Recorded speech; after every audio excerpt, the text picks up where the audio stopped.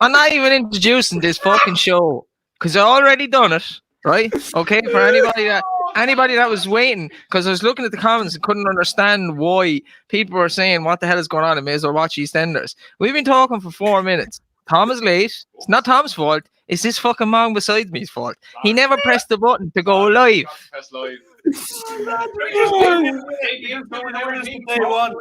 Buzzing for Cheltenham, yeah. Forgot to press live. Sorry, Dave, my bad. I literally just said, why does it say scheduled on the thing and not live? Oh, because we're not live. Like, I'm fuming now. That's just as well he's talking. Imagine about an hour and a half into it. Oh, Jesus. We Play the intro again. Play the intro. Play it again. I'm not playing. Play it again. Oh my God.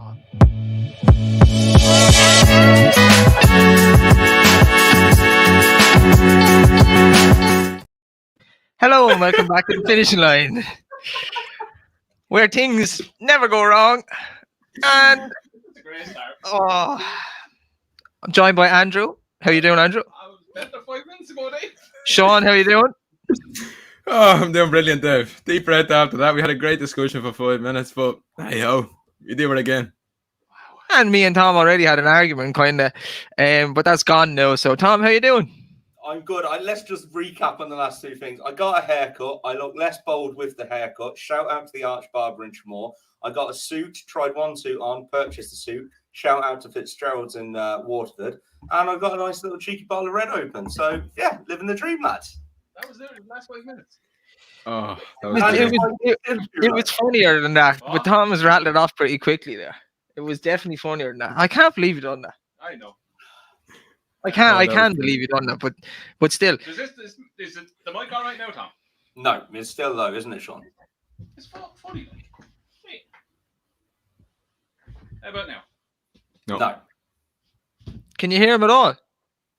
No, it's just going through yours. It's not great. Somebody's just commented that Andrew's mic isn't working. So, Oh. Yeah. You do the intro for 2 seconds. I don't know how I fix this. Like, watch. Keep talking. right, Dave. You can see as ever. There's only one thing to do. Naps and next best. Come on. You can see as ever. Everybody was really ready for this. Tom wasn't late in the end because Andrew messed everything up, but he was in fact late. Can you hear him now? No, they can't hear you. Anyway, before we get started, welcome to our Cheltenham 2023 Festival Preview. Andrew is running around like a lunatic there, disturbing everything. I don't know what I'm going to say. Do the usual, like and subscribe if you're new here. What just happened the last 5 minutes always happens, so don't worry about it. It'll happen again. We're going to go through all the main races. Tuesday, Wednesday, Thursday, Friday. We have a little break after Wednesday. We have a special appearance from Gavin Lynch. He's going to talk through some of the races. We'll take a little break. We'll try to come back and be a little bit more professional than the start of this section, but that's okay. Let it go. Can you hear him now? I don't think so, but anyway, it doesn't matter. He's only going to talk shit for the next 2 hours. Yeah.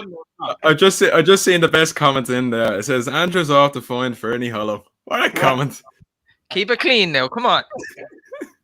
We'll have to share the mic. There's nothing. That's only one of them giving out about the "it's from me" tip anyway. So yeah, we can't hear one of them.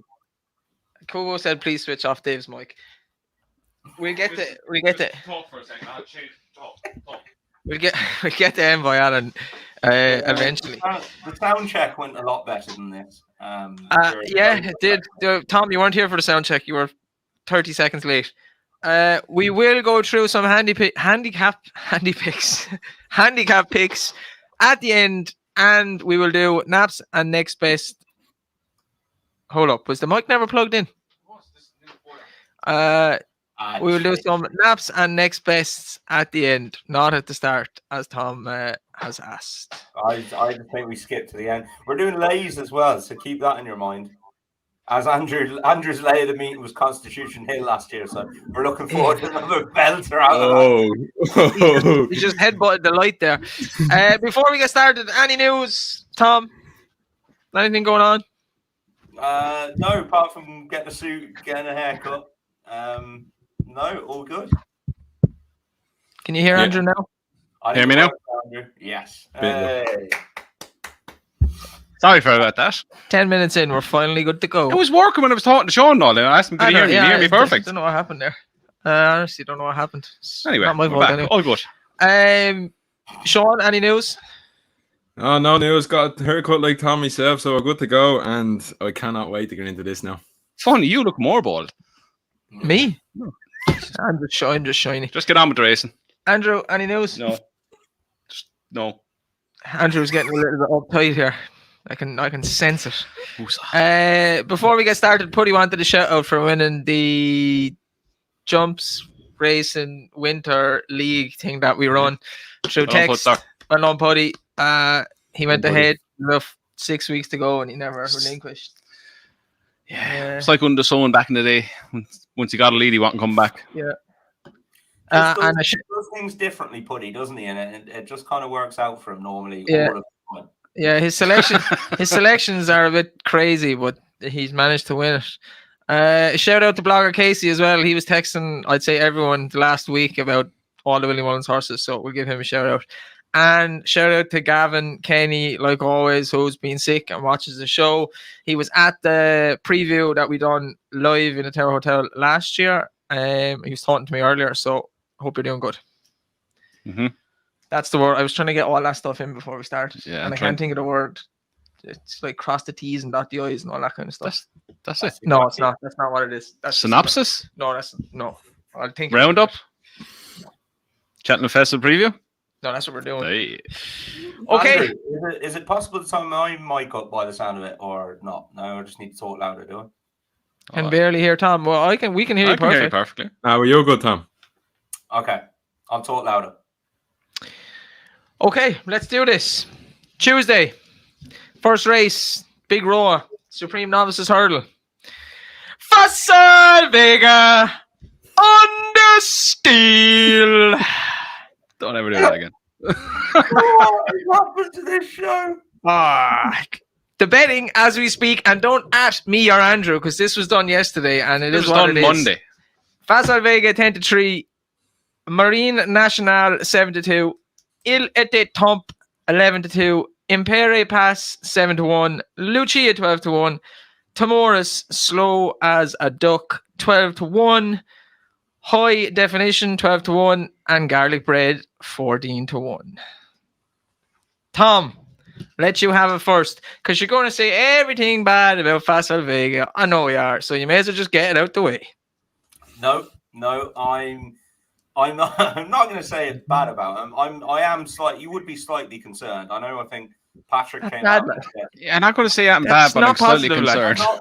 No. I said I'm not going to say everything bad about Fossil Vega.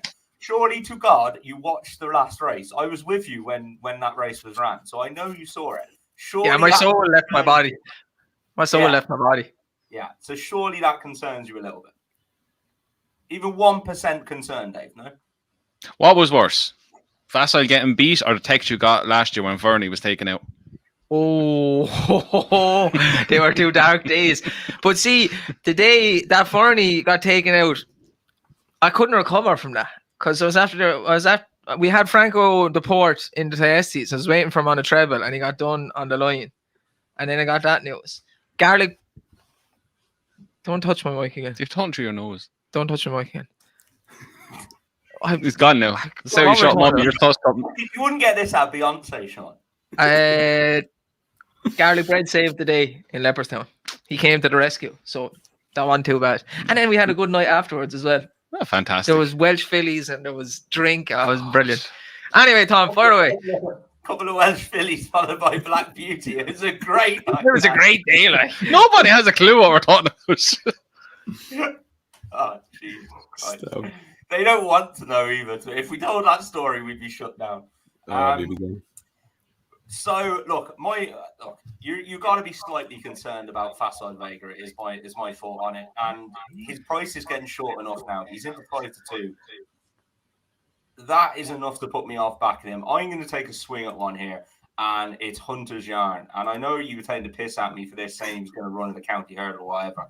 And as I said to you, he's not going to run the county hurdle, lads. He's rated 147 in the UK.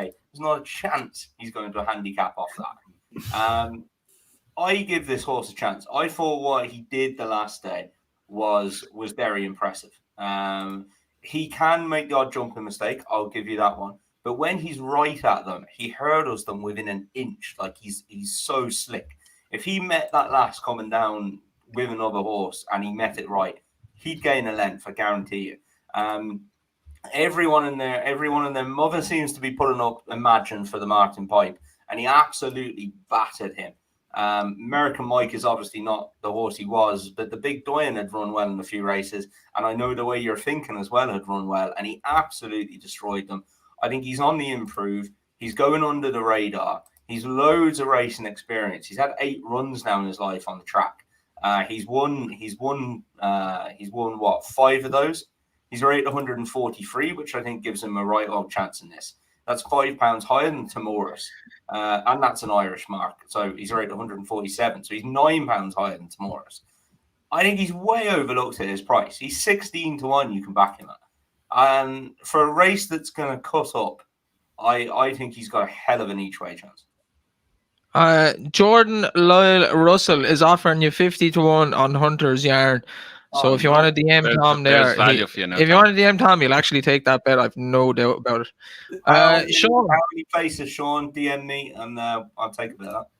Tom, would you be a little bit worried now that he's 27 on the exchange for the Supreme and he's second favourite for the county? No, because he's rated 147.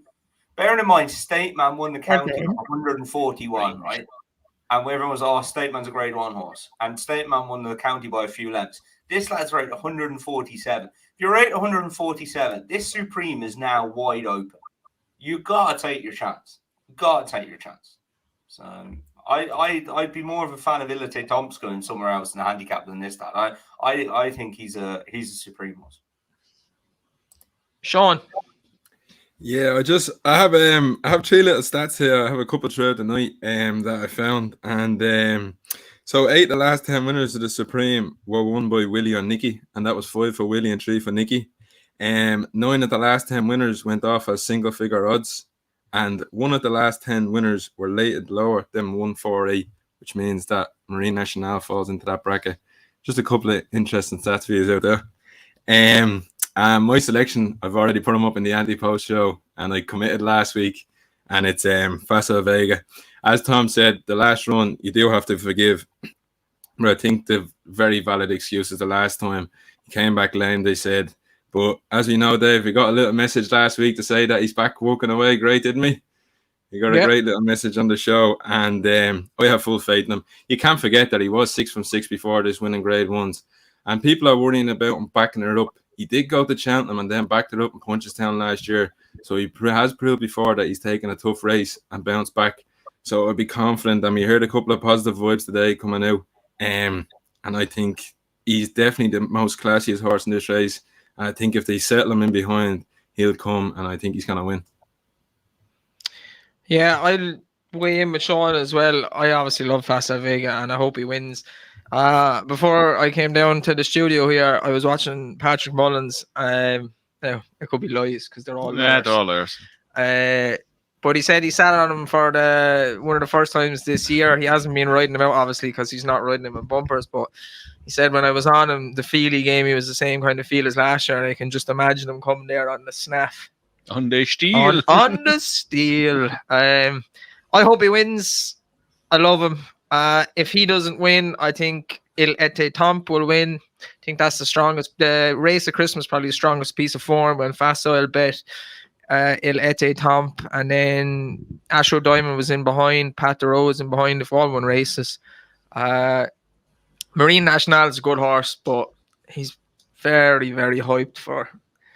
Yeah, Barry Conlon is giving it the hee-ho about him now. I think the whole thing with him is that they expect him to be even better on what the ground that we expect to see at Cheltenham. Yeah, I think the best horse in the Royal Bond was actually Cham Kiley, and he just pulled the chance away in the first place anyway.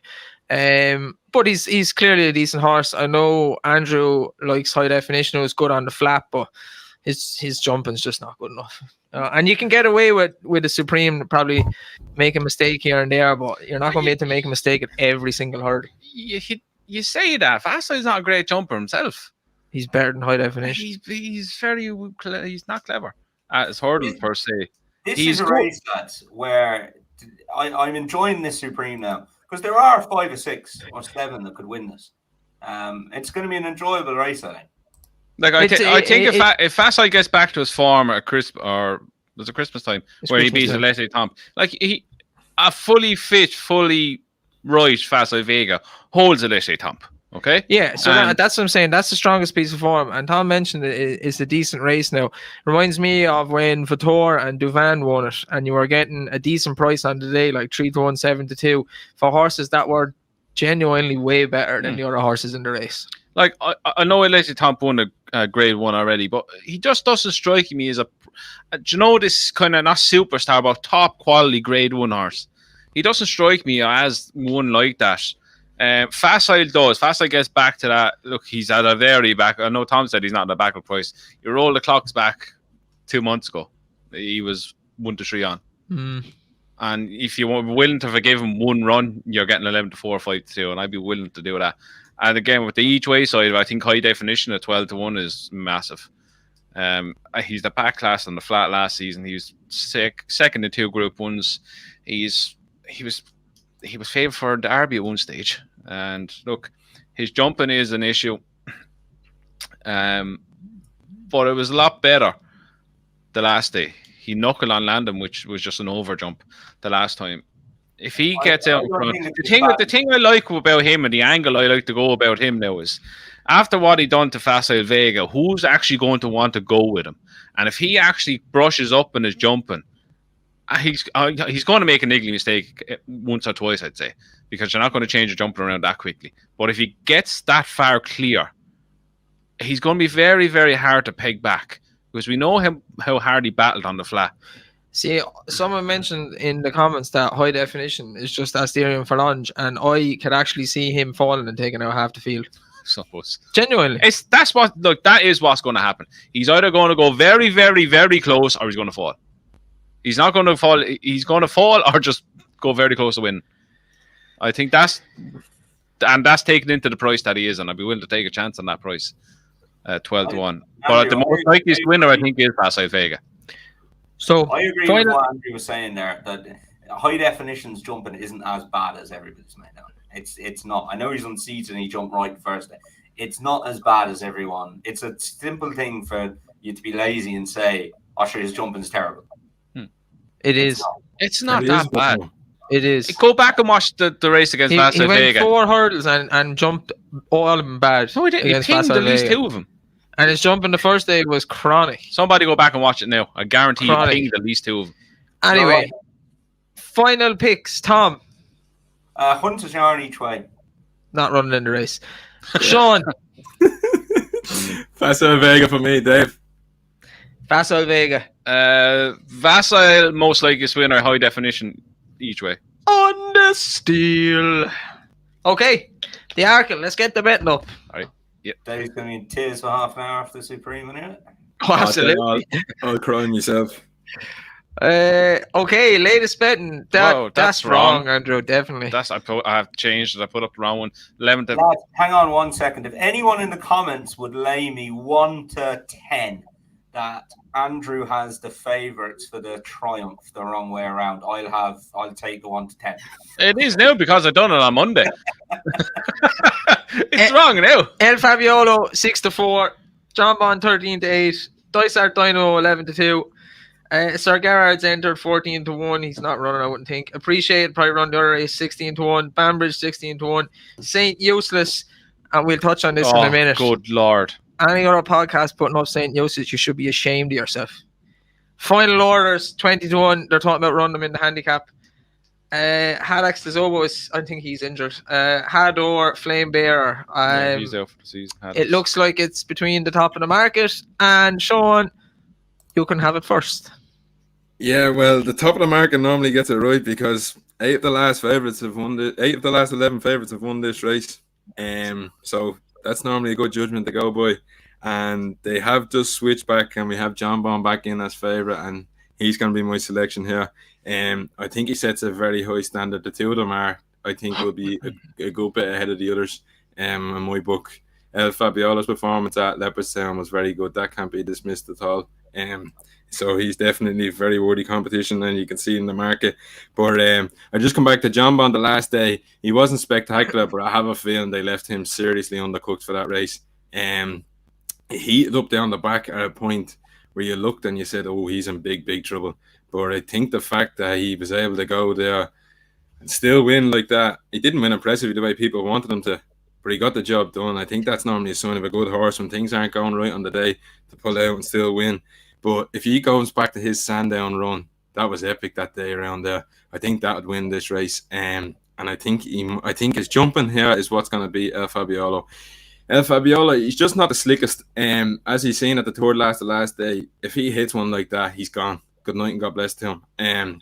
If they're coming down that hill and he hits 3 out, like John Bond is going to be making lengths there, and if he hits that, he's going to double the lengths that he's losing. And that's what I think is going to be the win and losing of this race here. It's going to be the jumping. I can see John Bond being very much back to his Sandown run. He'd be prime for this, and I think he's going to take a bit of beating. Ginger Joe, I already shared these. He did share. I don't think he was too much of a fan. Very fizzy. They're tremendous, by the way. It's good to see we're making friends in the comments as well, giving out about us being Irish. Tom's English, so if you want to make friends with Tom there, Gerard, fire away. I think it's between El Fabiolo and John Bond as well. Very hard to split them, but I do think John Bond was probably left short, same as Sean the last day, and I would side with him between the two. I didn't like El Fabiolo's jumping the first day, and he made a pretty bad mistake then at Leopardstown, but although he still done well to win the race. But I really remember we were all talking about John Bond last year, his run at Haydock before the Supreme. He did not look impressive winning that race. He had to quicken twice. He looked like he was going to get beaten. And again, Nicky left him well short. He's definitely the better jumper of the two. And I think if he sits in behind the strong pace that lunatic will set, he might be able to kick off it and just be the best jumper. But El Fabiolo is very good as well. It's going to be a good race. I don't think there's much between them at all. I think El Fabiolo probably has the better engine. There's more gears to him.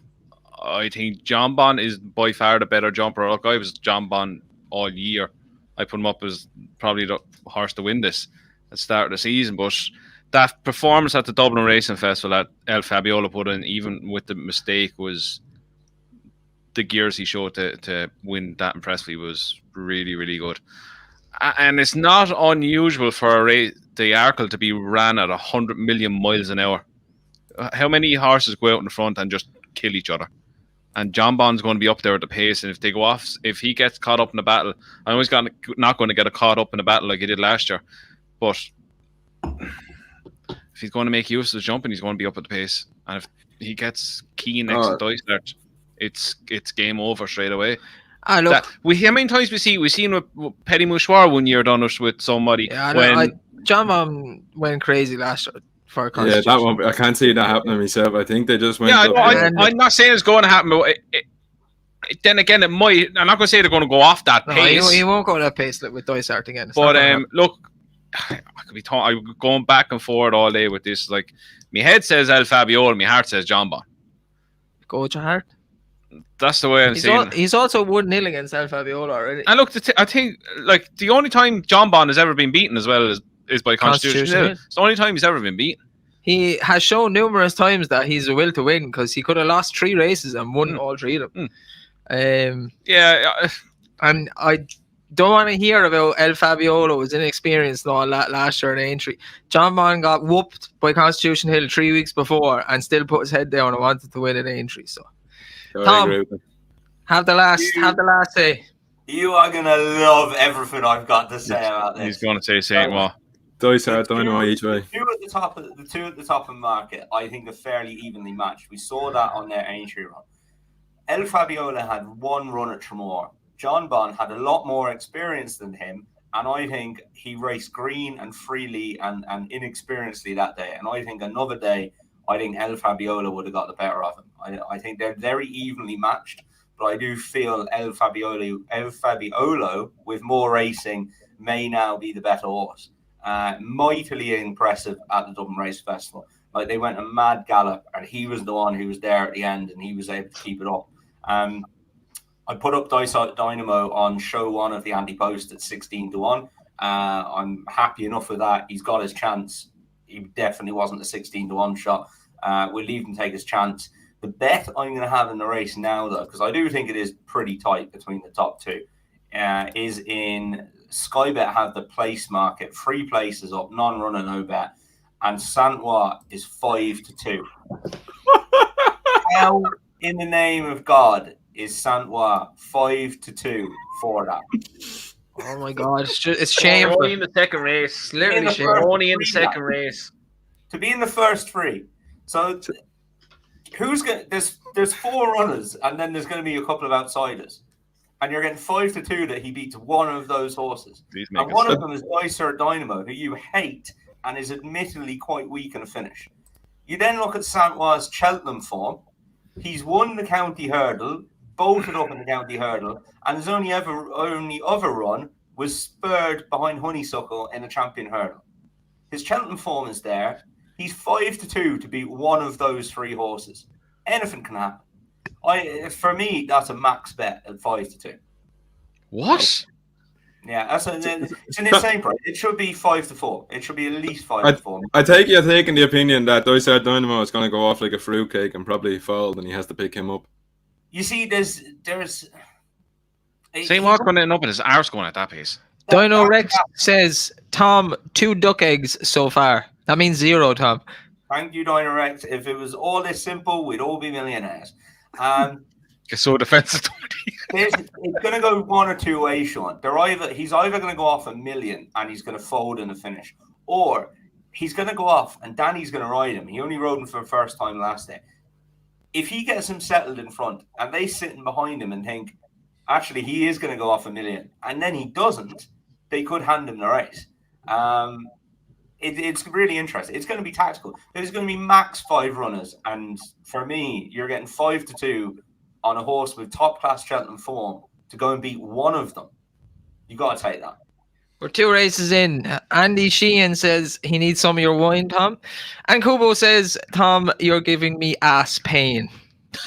Ass pain. Kubo, you're about to get a text. That's how bad it is. For me. That's how bad it is. Kubo, go on, see what the max you can get on is and have it on. Thanks. For the 355 people watching live, I apologize for Tom's pick. And for the thousands that will watch after, I apologize for Tom's pick. Sean, final selection. The first 2 favourites. I had Fabiolo's favourite. I picked John Bond. Sean, final selection for the Arkle. Yeah, John Bond's going to be my selection. I just think his jumping could win it for him. Jordan said, apology accepted. You're very welcome. John Bond for me. Andrew? Oh, I don't know. John Bond. John Bond was one. John Bond or El Fabio. Don't ever change your mind, Andrew. I've told you a million times. Tom, Saint-Ouen. Saint-Ouen. The best is Saint-Ouen. To be in the first 3 non-run no bet 5-2 Sky Bet, cracking price. Just to be clear, John Bond is favourite on the exchange. I just have it here. I literally have it wrote down. Saint-Ouen foreign over fences. 4 lengths second to Phil Door. 2 lengths win over Visionary and unseated against El Fabiola. That's what you can do with that. Saint useless. On to the champion hurdle, the con man. Can we get the bet? No, please. Oh, sorry. The best horse around. Grade 1 winner over fences. Constitution Hill 1-3. Stateman. Stateman. 7-2. Vauban 9-1. 9-1. Fucking hell. I like to move it. 10-1. Move it. Epiton. I like to move it.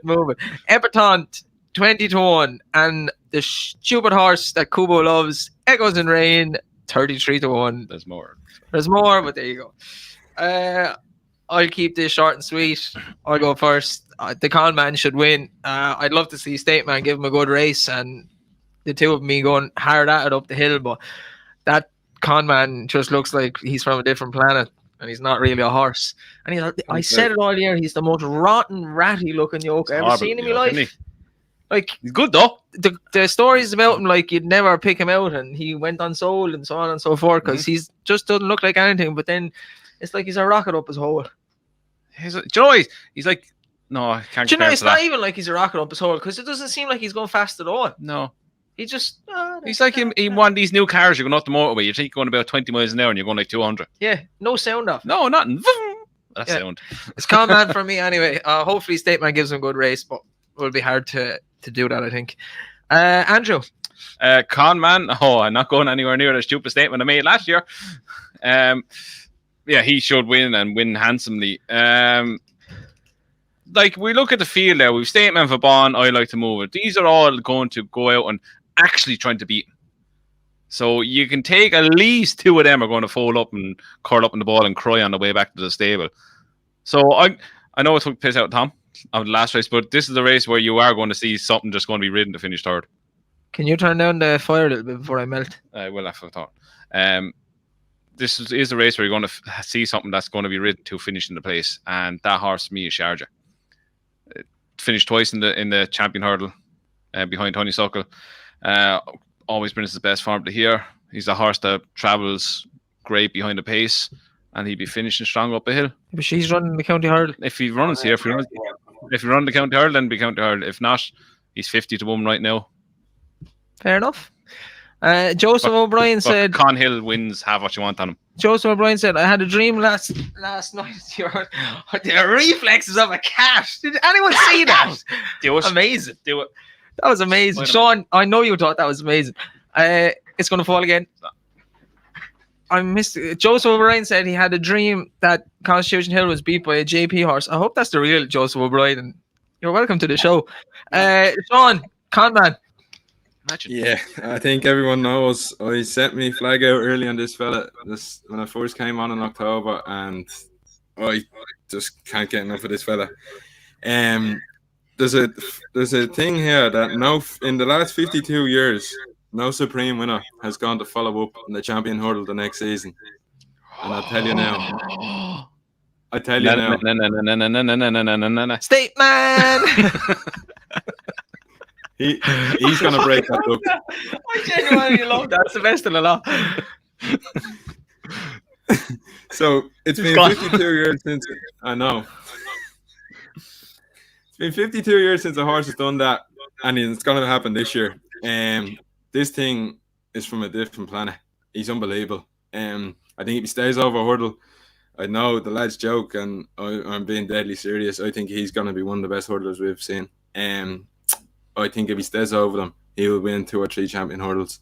And I just think what he's doing is just unbelievable. And I think he's going to do this, and everyone's going to realise where he is. I can see it happening by about 5 or 6 lengths. I can see him going down to the last and kicking him, and the jets will turn on, and everybody will just say, wow. And we just need to appreciate it. Very good. 52 was about how old I felt after that stag the weekend in Swansea. You watching the rugby? Great place. Tom. That's Scottish. No, that wasn't Scottish. Kubo, talk Scottish. Bad Welsh accent there, yeah. Look, Constitution Hill just bolts up, doesn't he? I agree with Sean. I think he's an absolute freak. He's just the perfect racehorse. He's got the perfect attitude.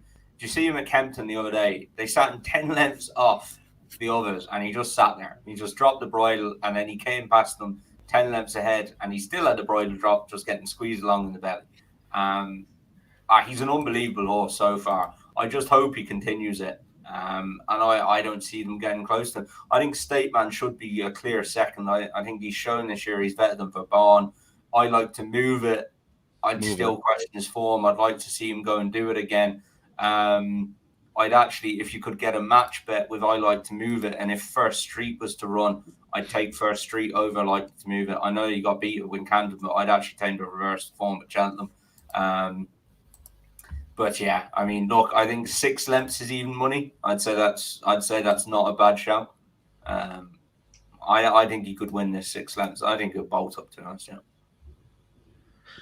Very good. All for Conman. But you know what? Stranger things have happened. And if Conman does not win, you will not see Sean back in this podcast. I'm telling you right now. You won't He's see Sean. gonzo. You won't see that picture behind him. Sean's going to come back. If he does come back, he'll come back bald because he'll be after selling everything, including his hair. Yeah. Yeah, this will ruin my Cheltenham now if he's been eating, I'm not gonna lie. Only But Cheltenham ruin your life. yeah, but as you can see, like 52 years since a horse has done it, it just tells you what it takes to go and do it. Yeah, it's hard work. I think you said something the other day, stranger things happen. I think, and that's why I've gone with a couple of random bets. I think there's going to be a good few upsets in this festival. We saw it at the Race Festival. There's like 3 long odds on top. I think there's going to be a right few. Yeah, it happens in all the big festivals, Tom, so it will happen again. I don't think it'll be Constitution Hill, but we shall see. Final selections. The first 3 favourites. Final selections. I told you already, John Bond's not favourite. Con Hill by half the track. Con Hill. Tom? Con Hill by a mile, yeah. And Sean? My son, Constitution Hill, the aeroplane. Okay, we are moving on to the Mayor's Hurdle. And the latest betting is Money Suckle 9-4, Marie's Rock 7-2, Epiton 4-1, Love Envoy 10-1. Why is Brandy Love 8-1, Queensbrook 10-1, She Wears a Hurdle 12-1. Tell Me I Can't Jump Fences 20-1. Correct. Tom, let's go back to you. Who do you think is going to win the Mayor's Hurdle? I was asked to do this race for another podcast, and I went through it, and I think, look, the bet in the race as my sister-in-law waves at me through the window is she's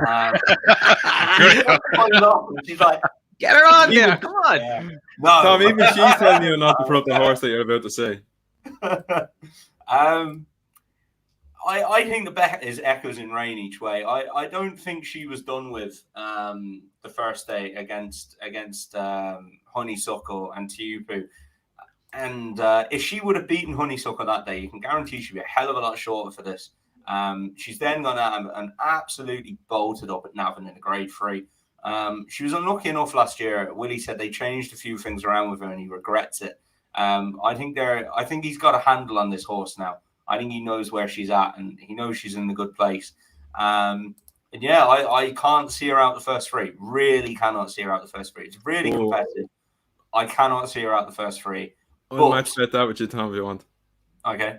Having said that, Honeysuckle, the final swan song, if you have any kind of a heart, you will want this horse to win. It'll be great for racing. It'll be great for the connections. I want it to win. I'm just going to be cheering her on. I'm going to have that place bet or an each way bet on Echoes in Rain, but it'll be small and I will be roaring on Honeysuckle. Tom is going to have done his nuts on the first day.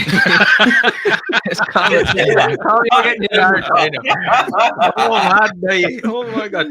Do you not think maybe, Tom, Echoes in Rain, they might run her the champion hurdle? Because it's going to be, there's not going to be many runners and she's surely better over 2 miles. Like, she's shortening up on Betfair for this.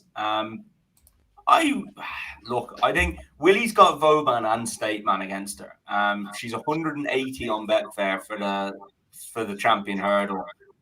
She's 8.8 on Betfair for this. I think she'll run in the Mayor's Hurdle. I think that's her best chance of win. I think she could actually win the Mayor's Hurdle, you see, and she can't win the champion hurdle. Fair enough. Andrew? As same as Tom. I think everybody wants. Well, I won't say everybody, because there's a lot of haters for Honeysuckle these days. A lot of people. I didn't even speak, and he's looking at me. He's literally staring at me. A lot of people hate Honeysuckle, Dave. Oh, Money Suck. Yeah. I'd love her to win. Do I think she could win? Of course I do. This is a massive drop down, and it's not even drop down in classes. It's drop down in kind of. It's the same grade, but the competition is not as good. Oh, it's a very strong race. Yeah. I don't think Love Envoy is. I think she's just short of grade 1 quality. Marie's Rock is apparently going to the stairs. I'd really fancy her if she was here, but she's apparently going to the stairs. Brandy Love. That run of Punchestown was encouraging. That was on not the inside track, but the inside track. It's nearly as tight as Tremor. If you're out in front, you get you have a huge advantage. She's given away a good bit of weight that day as well. She took a massive blow, jumped the last badly, and Paul just let her come home with hands and heels. She will come on massively for that run, and I think back on a better ground. We don't know what she's like going left-handed, but by the way she jumps, you presume she's going to be a better horse going left-handed. I think she's a big price at 8-1 still. I think she'll have a massive chance each way. She'll be my each way bet in her. But look, every day of the week we're going to back Honeysuckle no matter what. And this is our final race, our swan song. Come on, the Queen. I think the best horse, anyway, Honeysuckle beat in all her races was in this race when she bet Benny to do all them years ago. I think that was her best performance. I think the Champion Hurdles, Epatant's a decent off mare, but I'm positive Benny was better than Epatant. Think so? Yeah, I'm not a taking hard on any for Benny though. Benny was unbelievable. You're like Benny than I am to Honeysuckle. But she's a 9-year-old now, and I'm willing to take her on. Andrew just mentioned Brandy Love. I think the form of her race last year at Ferryhouse when she bet Love Envoy, and there's loads of other winners in that race. Impervious is in that race. Dino Blue, to some other like obscure mares like Night and Day, My Design. They've all won races, whether it be over hurdles or fences. So I think that's a very strong piece of form. So I'd be worried about the two of them. But I'll stick with my anti-post tip. She wears it well. I think she's a good each way bet. She definitely should be shorter in the betting than Queen's Brook. She seems to have come back to herself this year after being very poor last year. And I hope that's what happens when you headbutt hurdles, Dave. Yeah, she apparently was very bad, and they were lucky to get her back. But she seems back in love with the game. She was very impressive, I thought, at Leopardstown, and I think she's a good each way bet. With her jumping, not worry. Yeah. I don't, Solid answer. It was like, I don't want her to hit another hurdle, like, for sure. You know what I mean? She should be shorter in the betting than Queen's Brook. Is she? She's 14s. Queen's Brook is 10s. Queen's Brook was right there last year, so I'll align to that form. You know, she's a good chance. Sean. Yeah, Honeysuckle going here. It kills me to see it happen. I just wanted to see her in the Champion Hurdle, but she can't win the Champion Hurdle, Sean. Yeah, but Tom, she's the reigning champion. Like, she has to go there, no? Surely. No, she's the reigning champion. She won it last year, 12 months ago. Should be in your contract. 12 months. Should have to sign a contract after you win the Champion Hurdle. You have to run here next year. It disgusts me completely, to be honest with you. Andrew, when you last played for Ireland, 12 months later, were you as good as you were the 12 months before? He was better. I was better. Oh, he was peaking then, Tom. I was on the way up, Tom. Then injuries hit me. You last played for Ireland, but then you didn't play for Ireland again. So if you were peaking going up, you'd have played for Ireland again. Point being, just because Mo Farah goes out and wins 10,000 meters, a year later he's not as good. Doesn't mean he has to run it in 10,000 meters just because he won it last year. But put back to you, Tom. Like in the first race of the season, Jesus Christ. We seen her the first race of the season against the Hoopoo and Classical Dream. Were they just bet their horses, or was she not getting home then? No, I think.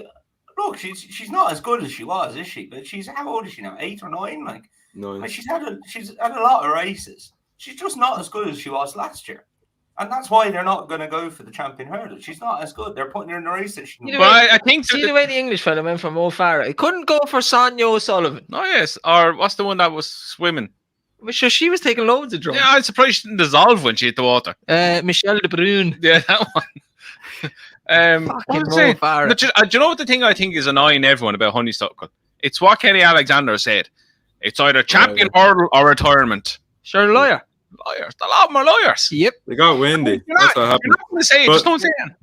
Yeah, and this is why I don't give those statements, because it's so hard to come back from. When you say that, everyone's like, nails you to the cross.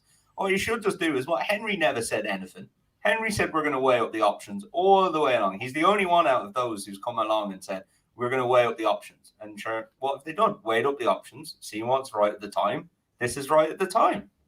Yeah, no, I couldn't have her. I want to take her on. Even she's just not traveling or jumping. Like, we even seen her hitting the last one where she stumbled after the last day on the back at Leopardstown.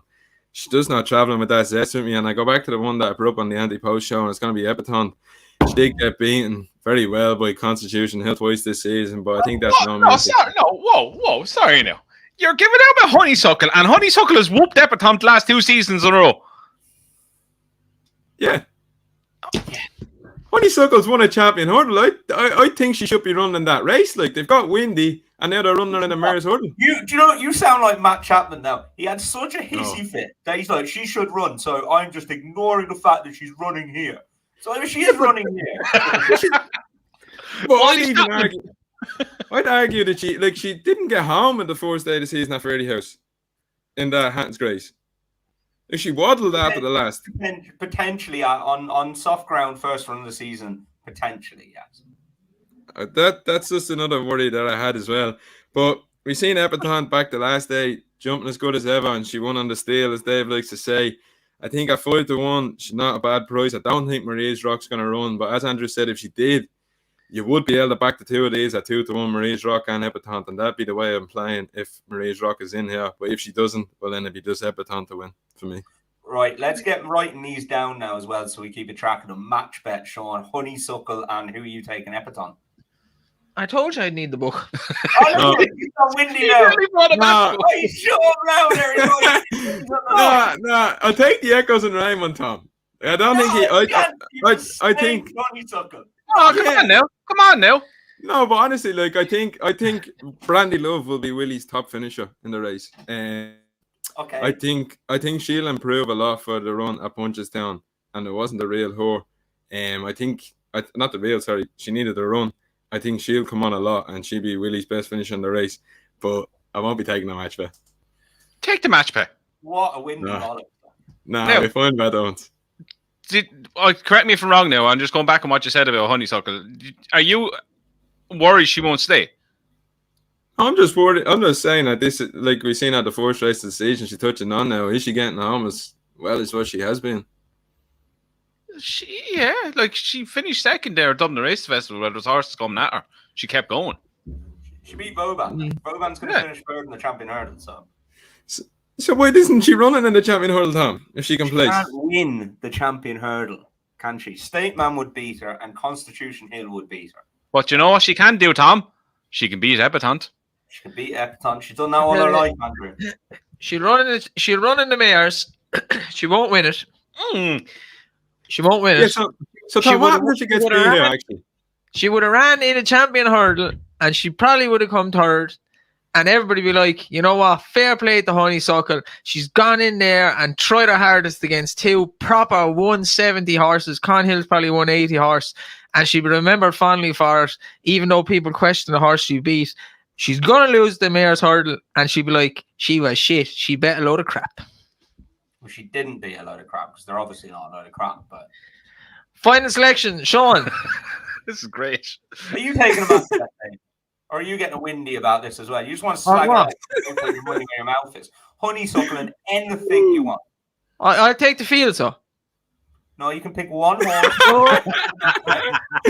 No, any horse. Pick a horse, any horse. Give me the three I mentioned, so. Why would I give you three? Just pick one. She don't give me the field. Give me the three I mentioned. Tom, So, Tom, hang on. just do it. She's going to win. She's going to win. Just do it. If you're so confident she'll win, it makes no difference. Okay, that's fine. I'll take it. I'm saving this for later, Andrew. So, Dave, you tipped 3 horses in this race, did you? No, I mentioned 3. I mentioned English, Tom. English. You're from England. You should know how to speak the English. Just be clear when we get to the handicaps that you did tip 3 horses in, or mention 3 horses. Tom, Dave, Honey versus Brandy Love. Love on ball, and she wears a hurdle. You can write down ours as well, Dave. Echoes and Raymond place. Sean and Tom. Echoes. €20 up by the end of day 1. No place. Still €100 down. You might take on the 100 yard, Tom. Final selection, Sean. Yeah, Epatante for me. Tom. Honeysuckle, Echoes in Rain each way is the bet. Andrew. The heart says Honeysuckle. The head says Honeysuckle. She wears it well. She wears it well each way. On the Queen. Okay, on to the last one on day 1. The National on Chase. Betting, please. Oh shit! Yeah, sorry. Last week's betting, please. Mondays. My throat's getting kind of dry here. 11 days. Is he 11 days? These are odds checkers now. I didn't even go in to look to see it. Odds checkers. First page. That'll do. Gaillard, You want to do them? I have Be it my up. guest. I have it up here. Gaillard Demeniel is 11 to 10. I have Manor Mission 7-1, Churchstone Warrior 15-2, Ramillies, the best horse in Willie Mullins' yard, He loves him. 15-2, Chemical Energy 8-1, Mr. Coffee, the biggest dickhead ever walking this green earth as a horse, 9-1, City Chief, I'm nearly sure he's not run. Manila Crown, and you know what? No, Jesus. Here we go. Wait. Okay, no, go for it. Just get it out of your system. Get it out of your system. They might be watching. And I like the Witch and the Racing Josh, right? They both put up Manila Crooner for this race. Scandalous. Unforgivable. Absolutely fucking scandalous. That is, whatever about Saint Useless, as Tom has mentioned, he's won a grade 1. Manila Crooner is the biggest yakety fucking wasting space crap It's the horse cheek ever. pieces, Dave. Oh, cheek pieces, me whole. He needs half of whatever Con Hill is eating. I don't know. I don't get it. But anyway. Maybe he's in Sam Crow's outdoor stables. Maybe he's just not Yeah. any good. And sometimes you just have to admit he's not any good. 10 Zing, 25-1, and it's 33-1 bar. Yeah, look, come. I don't like Gaillard Demeniel, right? He doesn't like winning races, but if he can't beat that Manila Crooner, Dave, I will literally shave your head. I don't know. I was going to say something very rude there. And Dave, this Yes. thing is a God-given certainty. There's no such thing as a God-given certainty. This thing is a God-given. If this thing stands up, it's a God-given certainty. Responsible gambling, please. This thing is a God-given certainty. Responsible gambling. Responsible gambling. He's miles ahead of anything in this race. But he's an idiot. Idiots win races every now He and then. definitely beat Manila Crooner, though. 100%. He's not beaten an idiot. Churchtown Warrior already, who has a tendency to jump out right, which is not going to help him around here. He's been 4 lengths behind Mighty Plopper.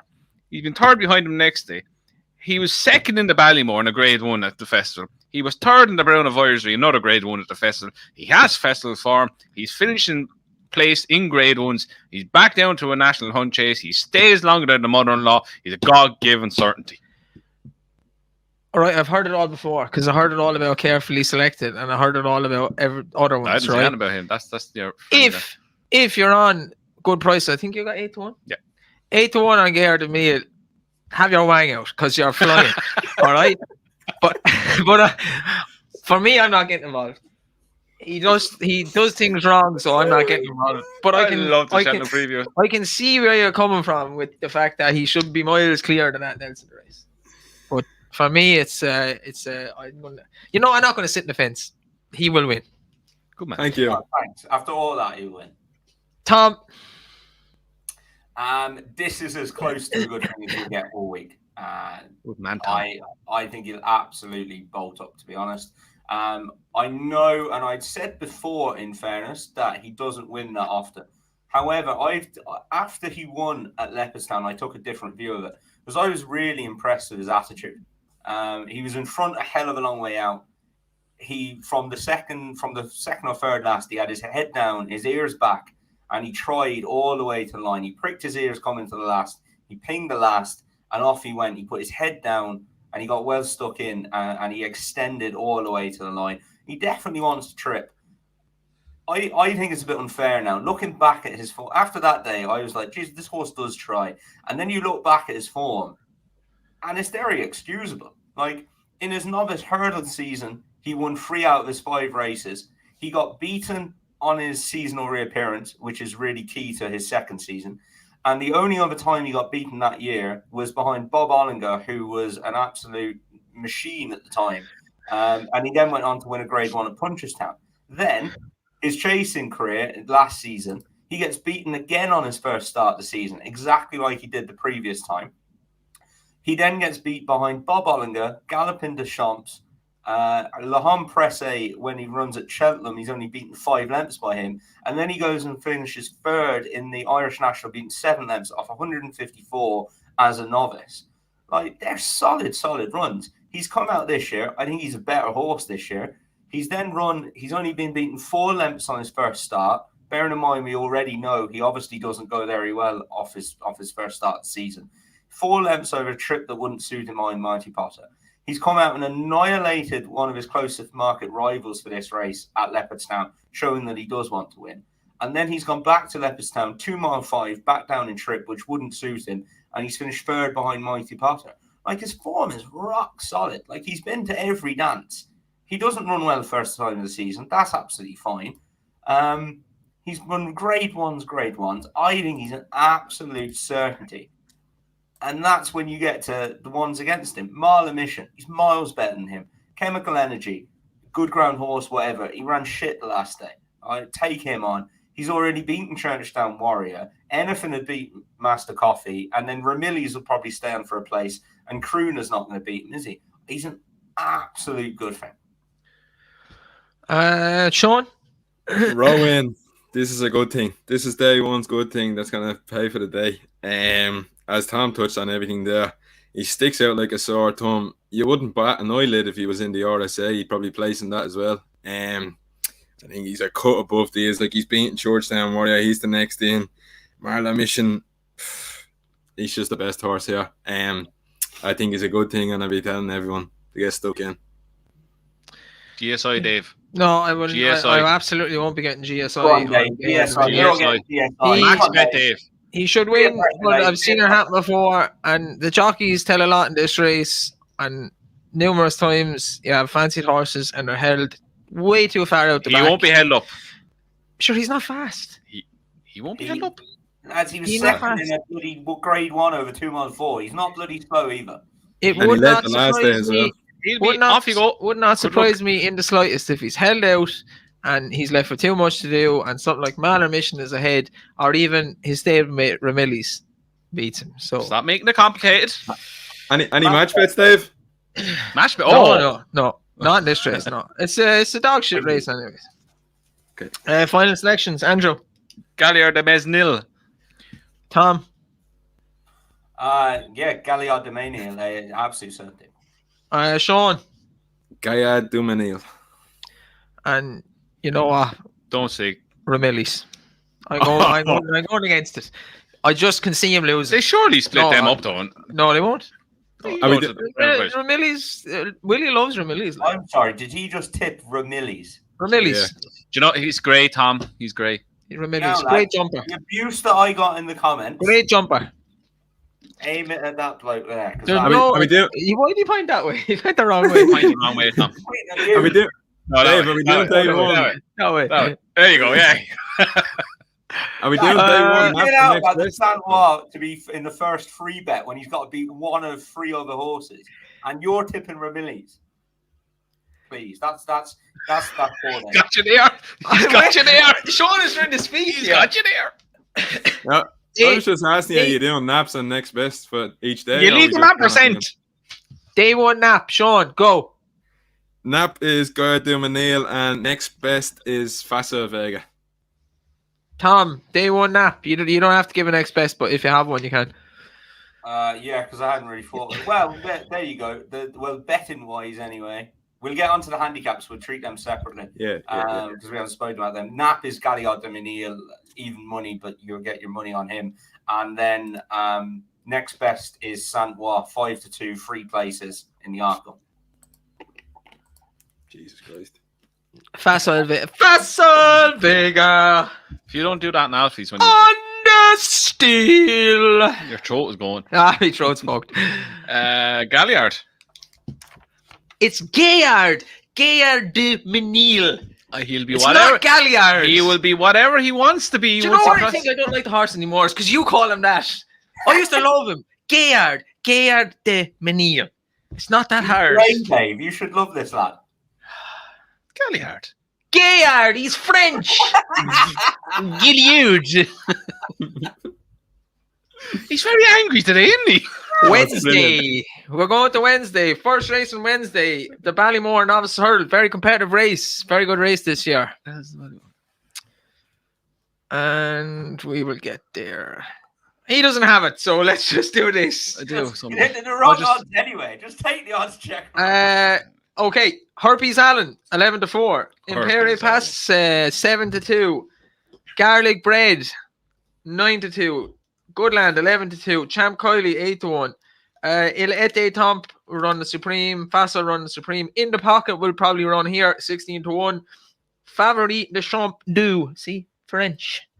18-1. I fuck you. See, French. 20-1 Bar. 21 Bar. I'm taking this first. I'm taking this first. Stop it. It's Tom. I'll go if you want it. Dave, I have a strong opinion here if you want me to go first. I go first. Shush, new boy. I think Henry's horse In the Pocket's a decent enough horse and has an each way chance, but Garlic Bread, Gaelic Warrior, is the superstar in the race. He's going to fucking bolt up. Harry loves a pint. That's where he's going to end up. That's the end of it. Gaelic Warrior. He saved not Christmas. He saved Dublin Racing Festival. Life. I mean, all the way. He's going to win the Arkle next year as well. Let's go. Sean. Yeah, I'll just touch on it first. There's two stats here for you. Shallow Hurdle, Dave, winners are 0 from 20. So 19. 19, soon to be 20. Okay. 0 I from thought it was 19, 20. soon to be 20. Again, what? Thought you loved Hermes Allen. Herpes. Herpes, sorry. No, he's very good, but he won't be Gaelic. I'm telling you, Gaelic Warrior is a superstar. He is. And Right-handed. 8 of the last 9 winners were trained in Ireland, so you know where to be going. I have a strong one, and I went early on him, and I got a bit of a price. Now, he's still a decent enough price, but Imperial Passe, I think he could be a very, very good horse. We seen him the first day at Nice where he was over 2.5 miles, and he won his maiden hurdle, and he bolted away. And then we seen him go to Moscow Fleur over 2 miles, and pace is what you need to win Ballymores, and he has pace. His jumping is going to be his asset. He makes lengths at each hurdle. You could put him anywhere. He took a pull and put him to sleep in that 2 mile race in behind. He's not keen. He's not free. He jumps. He travels. And I think he's a very good horse. I think he's going to take a bit of beating in here. And I'm all against Hermes Allen. I think he's going to get the shock of his life when he comes up against some decent horses. Yeah, you were saying about Hermes Allen. I actually do think he's a very good horse, but because it's just been easy for him, I agree with what Sean is saying. It happened to, I think, Brave Man's Game in the end ended up being the best horse in the Ballymore that he was in with Bob Ollinger and Gaillard de Menier. But he hadn't a clue really about like a proper hard race, and it was all a shock to him. He's clearly ended up being the best horse. He's won a King George. And he's very good. He's obviously got a chance to the Gold Cup. I think the exact same thing is going to happen to Hermes Allen. It's because he hasn't been tested, and it's just been like 2 walk-through races. And it'll all be like, oh my God, what the hell is happening? And then he probably will end up being very good, but Gaelic Warrior. Yeah, he's not gonna get a freebie here at all. Like, think he's gonna have the likes of Goodland up there. I think who it's the opposite. I think he has one hell of a cruising speed. And he jumped. The jury was out with me for him when he won at Cheltenham the first time. I was like, he's a Brave Man's Game kind of horse. He's a different kind of horse, though. He can win on any ground. He absolutely battered that Shallow. Like, that wasn't like the second, 4th, 5th, and 6th all come out and won. I know it's 0 from 19 from the winners to come out of it. I just think this fella is built different. He just strikes me as a horse that will take anything that's thrown at him. And I'm not one to go mad. I'm not one to go mad on bloody English horses. There's something about him I really like.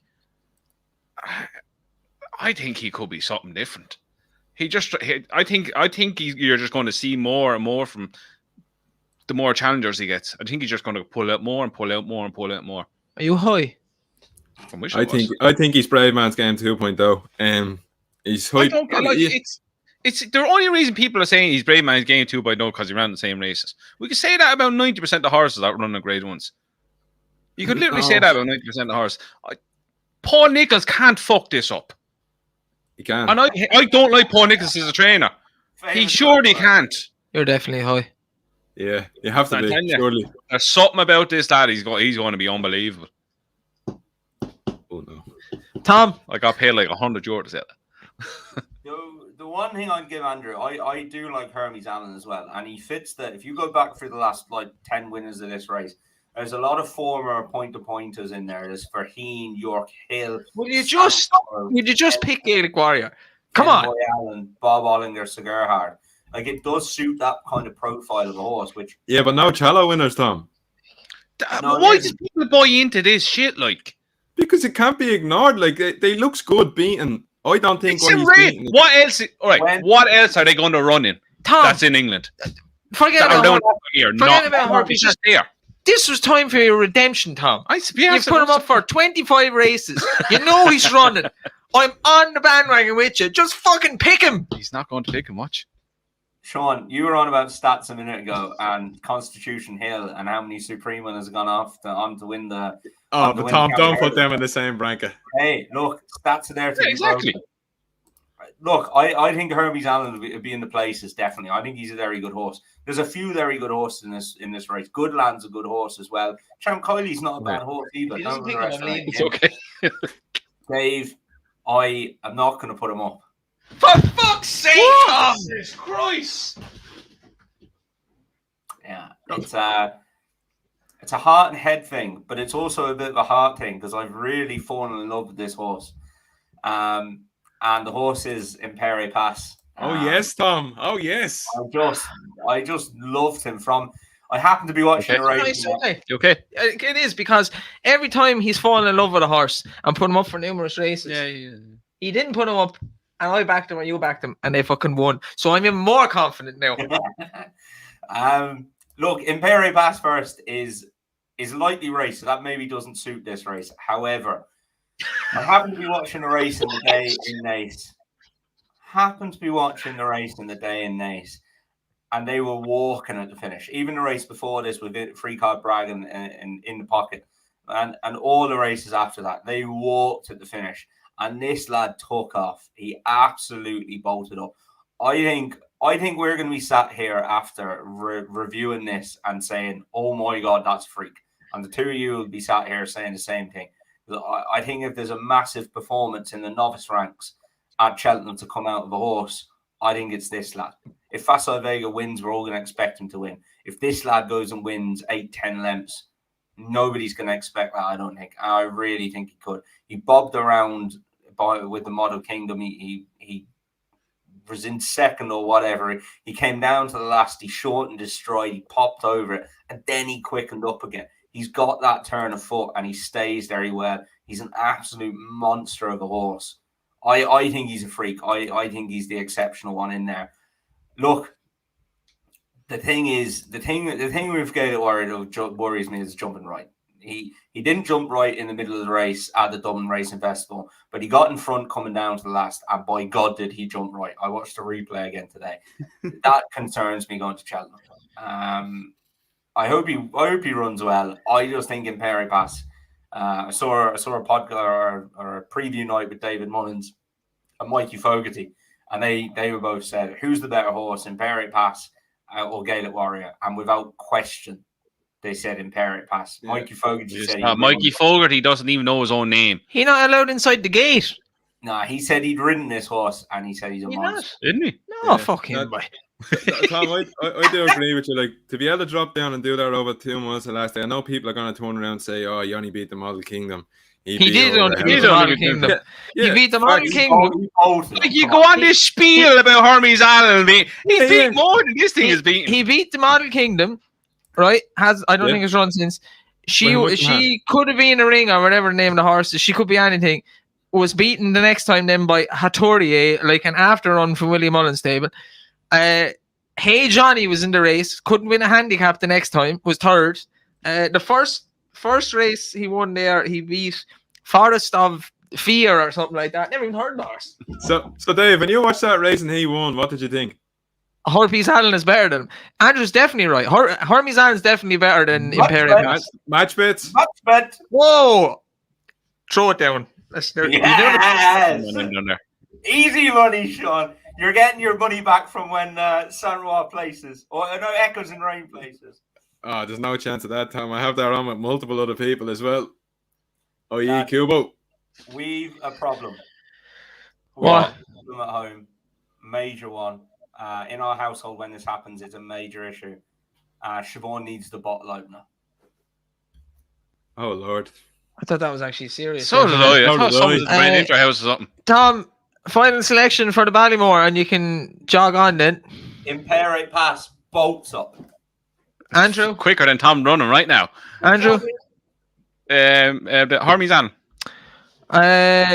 Sean? Imperial Passe. Garlic bread. Don't be surprised if Champ Kiley is the best finisher at Willie's. Yeah, that wouldn't surprise me either. Okay, we are going to the Brown Advisory Novice Chase. I'll just get the bet in here. It's all good. I just spent 4 hours doing that for no reason. Will you put the names up though? Jesus Christ. Favorite here is Jerry Colombe, 2-1. Who the hell is it? The Real Wacka, 9-2. Sir Gerhard, 5-1. Time Hill, 11-2. Gayard's in here again, most likely won't run. Ramelli's 12-1. Stage Star, 12-1. Thunder Rock, 14-1. And 16-1 Bar.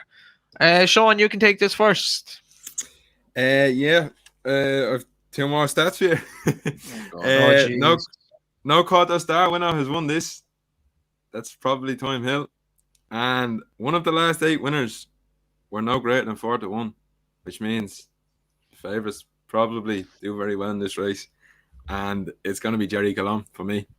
I feel like it's not a great renewal of the race, is it really? Like we have, sorry, I just had the bet in there. We have him at the top. We have the Real Whacker in there. I don't give him a hope of beating Jerry Colombe. If so, Gerhard is probably going to.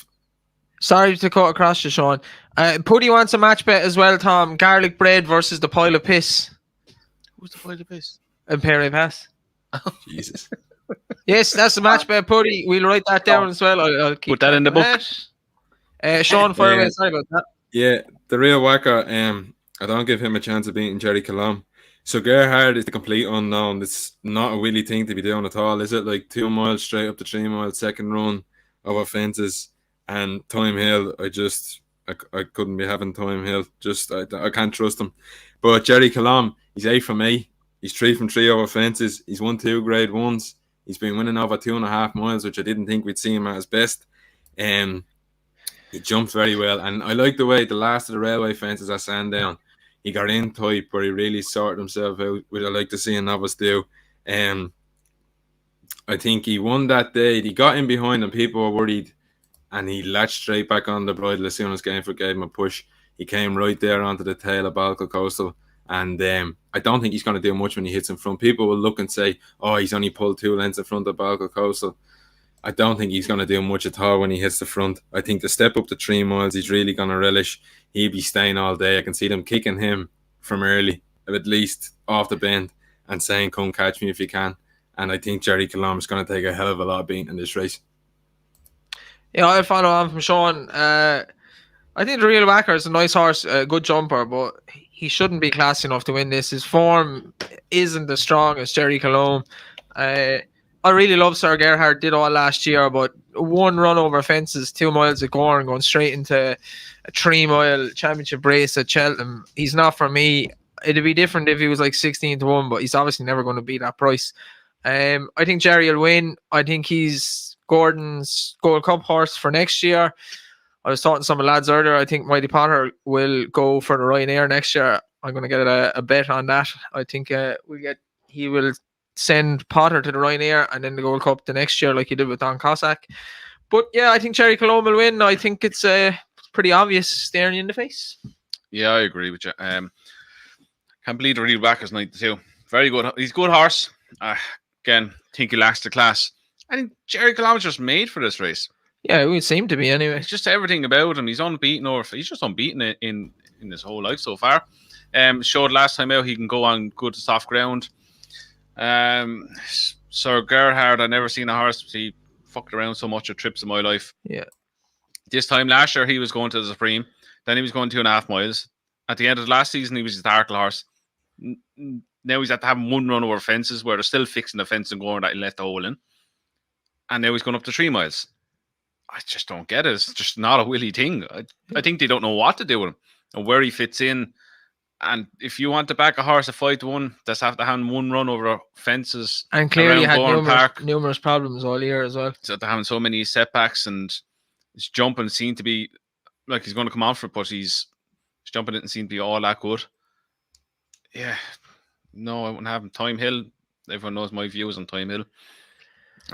He should be running the stairs. I know he won. What was it? Quarter Star. Perhaps one of the worst races I've seen over Christmas. Jerry Clom should have won this, and I think he just outstays anything that comes near him. Was he 2-1? He's 2-1. Yeah, he'll go off about even money.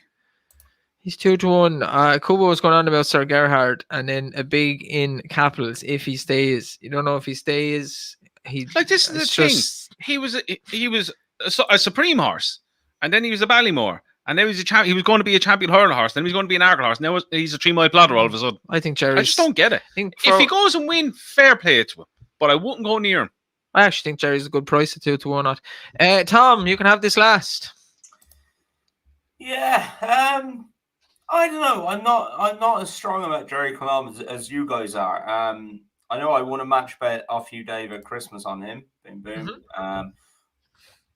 I don't know. I just don't know. I'm just not taken to him for some reason. That could be me being picky. I don't know what it is. Maybe it's the way he races. Look, Time Hill has got his chance. You know, he doesn't look as good a chaser as he was a hurdler, though. In fairness, like that race did fall apart the last day. Sir Gerhard, look, he's 2 out of 2 at the Cheltenham Festival. It's hard to write him off. If Willie thinks he can go 3 miles, then I wouldn't rule it out. You know, I don't know. This is a race for me. I'm not going to get involved in. I don't really want to have a bet in. Nothing jumps out to me as screaming out to back. So I'll pass on it. I think for the first time tonight. Okay, Tom's going to pass. Sean, final selection. Jerry Colomb. Jerry Colomb. Jerry. Very strong on Jerry Colomb. Okay, on to the Champion Chase. In the Champion Chase, we have Energumene, 13-8. Edward Face, 15-8. Editor de Jeet, 6-1. Gentleman de Me, 10-1. Blue Lord, I have him 10s here. Maybe he's 14s. I don't know. Nube Useless. It's another horse that I don't get. He's 33s here. He should be 1,000,000 to 1. Shashan won't run, I'd say. And then you have the likes of Funambul, Sevilla, and Captain Guinness. Andrew. I think this is the first race where we see a big upset. Something about the top 2 are kind of, I don't know. Energumene is on a kind of retrieval mission. That was a very bad run at Cheltenham the last time. I say they need to make more use of it out of him. Then you go look at the pace in the race. There's going to be Editor de Geet and possibly Gentleman to Me. It could be a burn up for all we know. Edward Stone on the back of a fall in a second. He's probably, I think out of the top 2, he's the most likeliest winner out of the top 2 from them 2. But there's a lot of talk about going around when I was watching a few podcasts, and I think the same thing. I think Gentleman to Me is a great bet. His form over springtime is really, really good. He's beat Edward Stone already at Aintree, and we all talked that was a fluke. But what he done at Dublin Racing Festival was mightily impressive. If Danny Mullins is on him again, I'd be mighty happy to go in on him. Look, they always thought he was a really good horse. We go back to the Martin Pipe that Galopin Des Champs won. He went off 4-1 favourite for that race. He's 5 wins of February, March, April, so he's coming into his time of the season. His form around Cheltenham would be a worry, but you're taking into consideration the price then 9-1, 10-1. using Tom's word, very windy on the top two. Something about, and there's none of them screaming out like this fella's going to go off and batter this fella. Two of them have questions to answer. One fell and one's come second, and then Ergamine is on the back of a very bad run. I know Willie's very good at getting him back, but I don't know. I think I'll take a chance to me at 9-10 to 1. He's the right age. He's 7. The The other two are 9. The other fancied, and Editor the Jeet's 9 as well. Like Editor, sorry, Cole Crusher. Like Editor, I know Editor the Geet has improved a good bit this season. But you go back to last season, he couldn't win a handicap. So I can't see him now winning a champion chase on the big day. Yeah.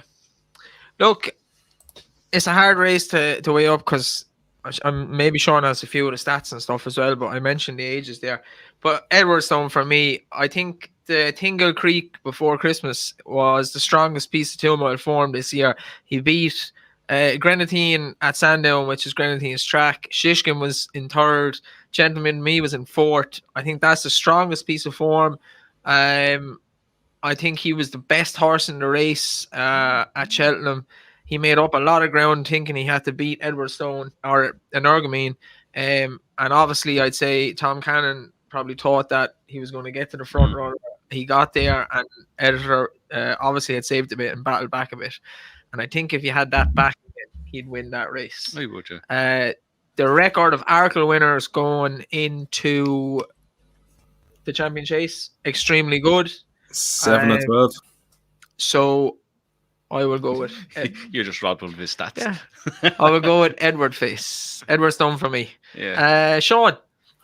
Yeah, I'm in the same camp as you, Dave. It's the first time I've ever taken on an Ogamene. I just think the tournament gear that Edwardstone has is going to be the winning of this race for me. I think they sit back with an Ogamene. He's definitely beating them. I think if they try and go pace, they're going to set it up for Edwardstone to come late. There was excuses the last day. He came back lame, and I think that's why he didn't go through for his challenge. I didn't like it originally when I first seen it. I was very disappointed he didn't go by, but they come out and said he was lame, so I give him the excuse. I think the tournament gear is just what really has me in Edwardstone camp. I think he's going to be able to sit on the tails. He travels the whole way. That Tingle Creek, like you said, that was an epic performance. Like, if you're worried about him not coming up the hill, I'd just go back and have a look at that, which I can really see where the injury might have played part of him not going past the last day. But I just think Nogamene Edwardstone might just have his book, and I think no matter what way he goes, whether Nogamene goes out the front, I think it's going to help. And if he tries to hold him in behind, I definitely think Edwardstone will beat him. So it'll be Edwardstone here for me. Tom might be one on this if he's with Edwardstone, but he might be the last to commit, and you might get a better price in running on Edwardstone, I'd say, because it might look like he's in trouble. A couple of times he's raced that way, and then, as Sean said, turn a foot, and he's away and gone.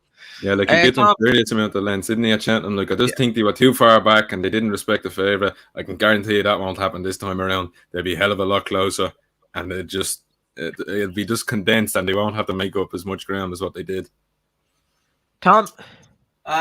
Andrew, I thought I had something up my sleeve coming here tonight, and I thought that was Gentleman to Me for the champion chase, and I thought nobody in the world is going to tip this up. They're all going to laugh at me, and I'll take that on the chin. Exactly what you said. The key thing here, he's a spring horse. His races before Christmas last year were shite. And then February he bolts up, March he bolts up, and then he goes to Cheltenham, he goes to Aintree and wins a Grade 1. He's done the same this year. That race at Naas that they lost, he went off 4-7. He was well beat when he unseated. I was there that day. He's then got beaten the Tingle Creek. He's got beaten again at Christmas, and he's reversed 41 lengths defeat by Blue Lord into a 7 length win come February. Clearly, that tells me he's a spring horse. I wouldn't worry about that Cheltenham form. I remember getting stuck into him that day. They backed him off the boards for the Martin Pipe. Remember, Galopin Des Champs ran in that, and he was 8-1. And Gentleman to Me went off 4-1, and he was way too keen. He ran with a hood on. He ran like an absolute lunatic. He had absolutely no chance. He gave himself absolutely no chance. But the fact that he went off 4-1 that day and Galopin went off 8-1 tells it all, I think. From me, this is one of my strongest each way bets of the week. He's 9-1. I think the horses behind him are so out of form, it's not even funny. He's got to be edited to cheat then to get placed. And I know he's won this year. I think I don't think he's been gifted a few races, but I think he's won a few races easily that maybe he shouldn't have. I think Edward Stone, Tom Cannon was tracking Paul Townend, wasn't he? And then the horse in front got a lead on him, and Edward Stone should have won that day. I think they've all had hard races in that race. I think Gentleman to Me is coming here fresh and well. He's battered Blue Lord the last day. If Blue Lord battered him 7 lengths, Blue Lord would be near favourite for this. And it didn't happen. It happened the other way around. I think he's going completely under the radar. And I think 9-1 is a stonking each way back. Very good. Final selections, Andrew. I was watching a few as well. Don't get this as well. This is your Manila Crooner thing. Cocoon Crooner. Nube Negra. What's the story with people putting him up? Genuinely. Can somebody please explain this bullshit to me? Oh, he's 33-1. So? He nearly put the kettle on. What, back in 10 years ago? Yeah. Oh, I had hair. I really don't get it. Like, what's with people trying to sound smart? Like, he has no hope in hell. No, I got no. I think we're sounding smart here, Andrew. I honestly think that's a race where I'm going into it saying I could have the winner of this. Really? Yeah. I thought the two up and I thought they were going to kill each other, to be honest with you. I just think he's a free going type, and him and Editor the G, I think they're just one's going to go quicker than the other. And he wears a hood, and as you said, he's a bit free. But the thing is, when he does go that quick on that ground, he sustains it. He sustained it at the Dublin Racing Festival. The bookies foe says about Nube Negra, look at his form fresh, you mugs. The only horse he's ever beaten that was any good when he was fresh is Altior, who was 86 at the time. So fuck off. Genuine, like, it's the biggest load of nonsense ever. Anyway, right. Final selections. Andrew. Gentleman to me. Edward Stone for me. Sean. Edward Stone for me as well. And Tom. Gentleman to me. Put the wine away. He's getting drunk, I think. The wine away. Half the bottle is He's gone. just drinking it out of the bottle now at this stage. The bookies phone, we're going to pin this. Pin it away. We bring it back up if you want. I'm ready. The bumper, the last one on Wednesday, and the lads have a good bet here going, 25s, I think, on the favourite. It's for me, or maybe it's not for me.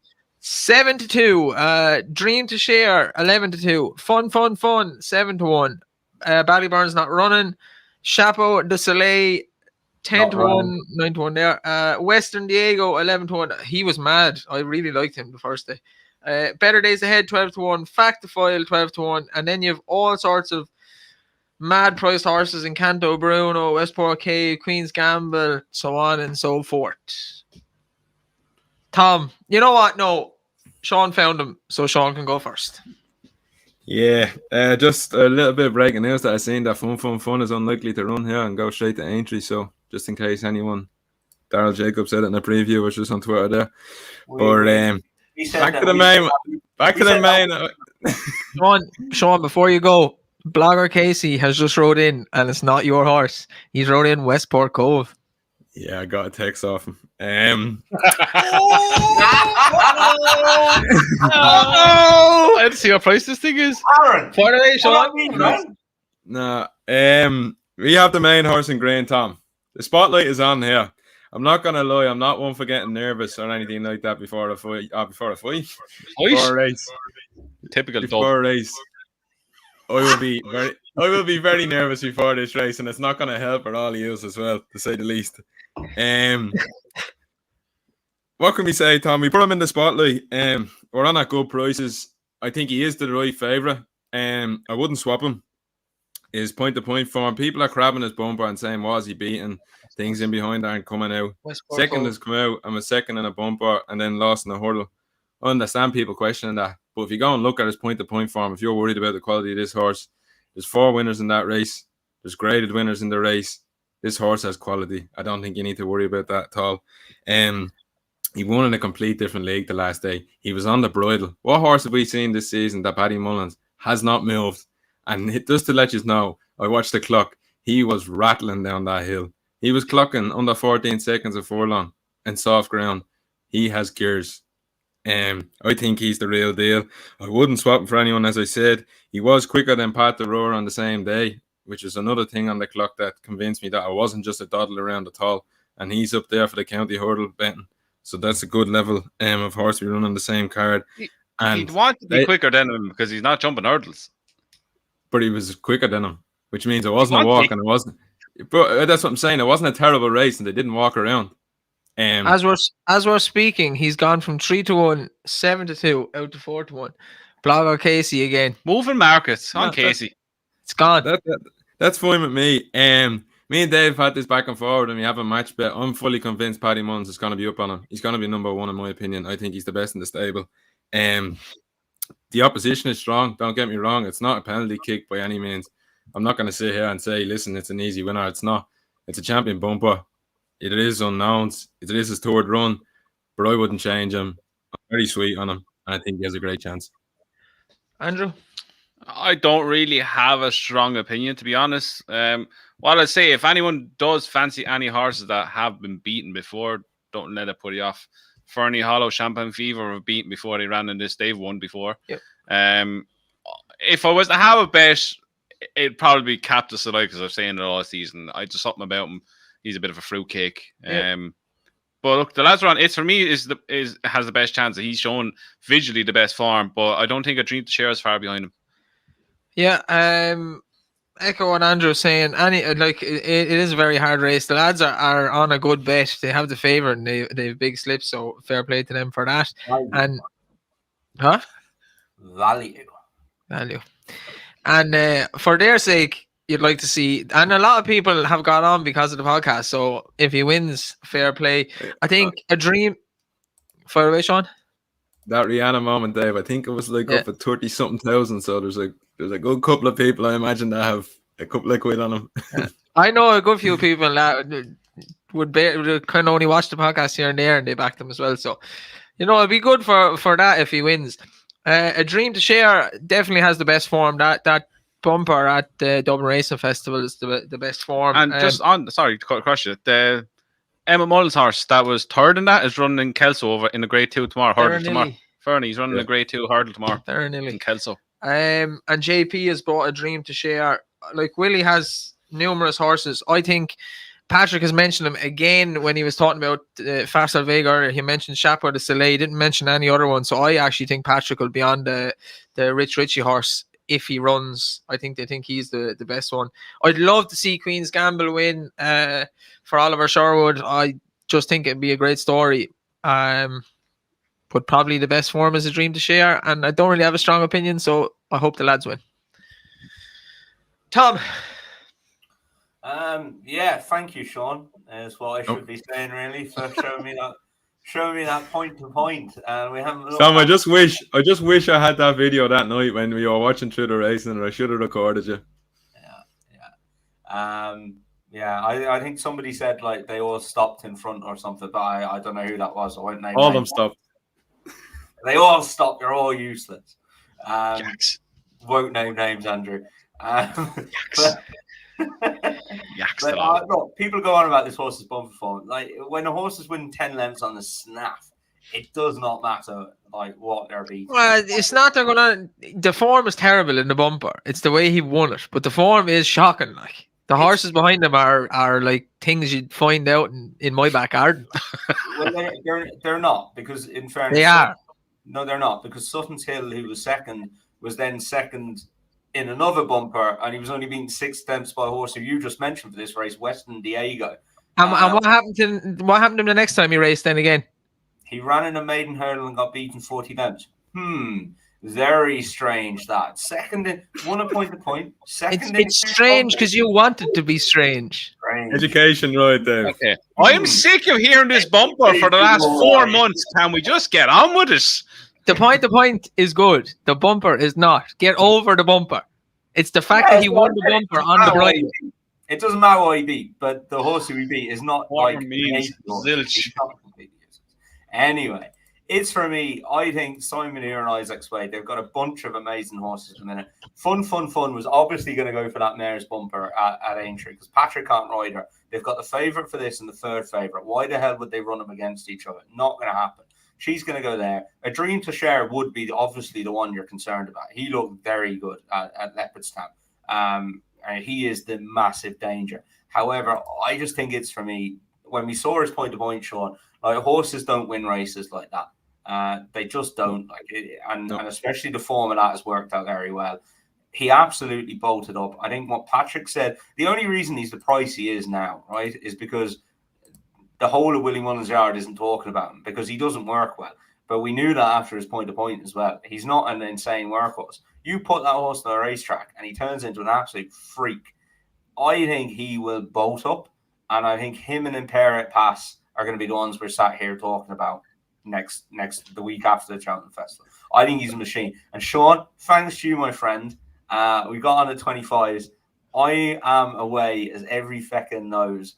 I'm getting a boat in Cape Town if this lad wins. Tom, listen, I want you to fly back to me personally because I don't know if I even will be around the week after the podcast if he wins. I could be out there with you, Tom, to be quite honest.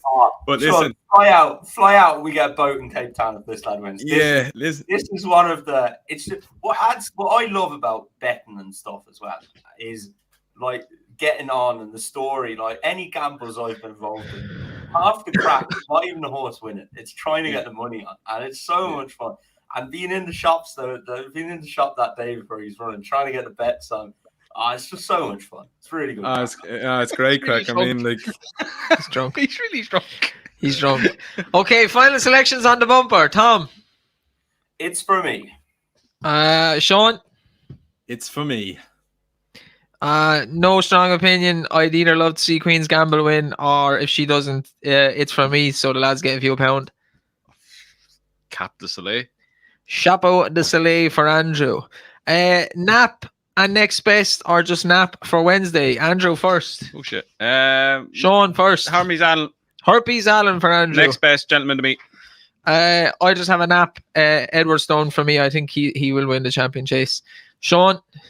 Nap, Imperial Passe, and next best, Jerry Colomb. And Tom. I'm strong on this thing. I've got three of them. Nap is for me, and two next bests, Imperial Pass and Gentleman to me. I didn't want to change that. I cannot believe you've napped the bumper horse in Cheltenham Festival. He is in Cheltenham Festival. He's an air horse. Yeah, I did. Yeah. True.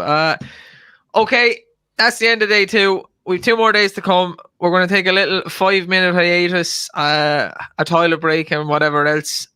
We have Gavin Lynch coming to you, so you don't need to go anywhere, but we're going to take a little break. Fire away. Hey lads, how's things in Waterford? You all set for Cheltenham? Sure, we're only not long to go now. Hello to Andrew, Dave, Tom and Sean.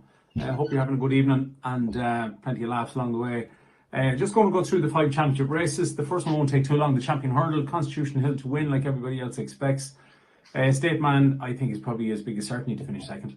Who's going to make the running is between the two of them. They both have done it, so you imagine maybe State Man will tag him along till they turn in. But yeah, Constitution Hill take a lot of beating. Moving on to the Champion Chase on the Wednesday.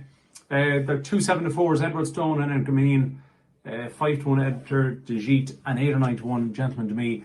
I would, of the 2 favourites, I'd prefer Edward Stone. He was given too much to do the last day. There wasn't much between the 3 of them overall, with Enkermeen making a couple of mistakes the last time. I'm going to go for Gentleman to me each way at 8 or 9-1. I think that he was the top-rated novice chaser last season, beat Edward Stone easily at Aintree, and I think that he needs spring ground. His record last year was 3 from 3. This year, he won the last day very impressively with the DRF on good ground, and it looks like we're going to get decent ground, particularly on the Wednesday. For the champion chase, so for me, it's Gentleman to me at 8 or 9-1 each way, but the big danger to me would be Edward Stone. Moving on to Thursday to the Ryanair. Shishkin, yeah, sure, he looks like the most likely winner. I won't back him at 8-11 or 4-6. He's just not fully reliable, but he certainly has the most ability. One of Willie's maybe might chase him home.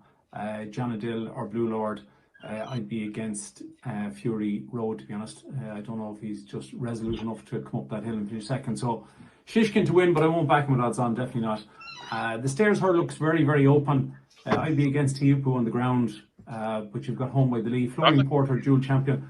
I wonder will Danny give it a brilliant ride like he did last year and the year before. Last year he actually went slower for the first 2.5 miles than the Pertemps did. That'll tell you how brilliant Danny was on Flowing Porter, so he'll try and do the same again and stack them up and kick on at the bend. This Charles Burns man is one of the greatest trainers of my lifetime, so I'd love to see him win with Blazing Cal. I think his price is a bit short. He's 5 to 2, 11 to 4. If he was 3 to 1 or 7 to 2, I think I'll probably back him. He's got a rate now of 157, so he still has to improve a little bit, but sure, why not? He could. He's unbeaten. So I would go for Blazing Cal just about, but I don't really see that race as a betting race. I think it's better to maybe just watch on. And as I said, because of the ground, I'll be against Tiupu. In the Gold Cup on the Friday, the Blue Ribbon, the best race of the year for me, and I'm definitely going for Galopin Des Champs. I don't know how anybody in the right mind could think that Statler could finish ahead of him based on Leopardstown. They were together at the bend. There was 3 lengths between him, we'll say 2.5, 3 lengths at the last, and he ends up beating him by 8 lengths. Could have went round again. I don't see the trip as an issue. He's gone very, very relaxed compared to last year, nearly too relaxed, to be honest. But I think Galopin Des Champs, he's 2 to 1 in the exchanges. He's 7 to 4 with a couple of the bookmakers. I think he'll be 2 to 1 on the day. And I think he's going to take a lot of beating. He looks to have that. He's the right age profile. He looks to be a class act. Trained by the right man. Paul will be on board. And I'd say Paul will just hunt him around and then join them at the bend. Noble Yates for me is probably an each way shout. I think the cheap pieces going back on that he wore in Aintree would make a big difference. His jumping it's good, but just he's not the quickest jumper in the world. But if he's with him at the bend, I could see him staying on up the straight. I'd be against Statler. A Plutard we haven't seen since Haydock, so that obviously is a worry. Conflated will he stay at 3 miles too, and the same for Brave Man's Game. So I think Galopin Des Champs is one of the bets of the week, and as I said, I think he'll get 2 to 1 on the day.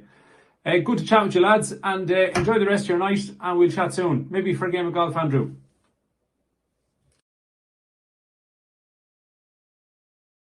Tom has got caught. Just in time. You notice the way Gavin didn't invite me for a game of golf, but that's okay. I'm fucking useless, but don't, you know what I mean? What can you do? I've made you a half-time pizza, lads. Living the dream here, I'm telling you. Sean, your mic is on silent. Yep. But big thanks to Gavin there for doing that for us. Gavin obviously has his own website now, gavinlynchracing.com. Actually, I've seen his anti-post selections are being quite well, to be honest. Yeah, stole last email from me. But it's okay. Yeah, David's not happy with last email. But again, thanks for Gavin to doing that. And gavinlynchracing.com if you want to go check it out. What's your pizza topping of choice there, Thomas? So, we've got onion, sweet corn. What the fuck are you doing? Onion sweet corn. What's going on? It's a pizza, not a fucking salad. I haven't finished yet. Onion, sweet corn, Parma ham, and what looks like some pepperoni. Quite nice. Take off the onion and the sweet corn. Leave on the rest. The onion fine, sweet corn, no. Onion on a pizza is honking. No, it's not. It is. You're honking. Look at Sean's face. Sean's after getting sick. I don't know what's on. That's a fucking disaster. Yeah, That is. okay, you have a fucking Hawaiian, so you can shut up.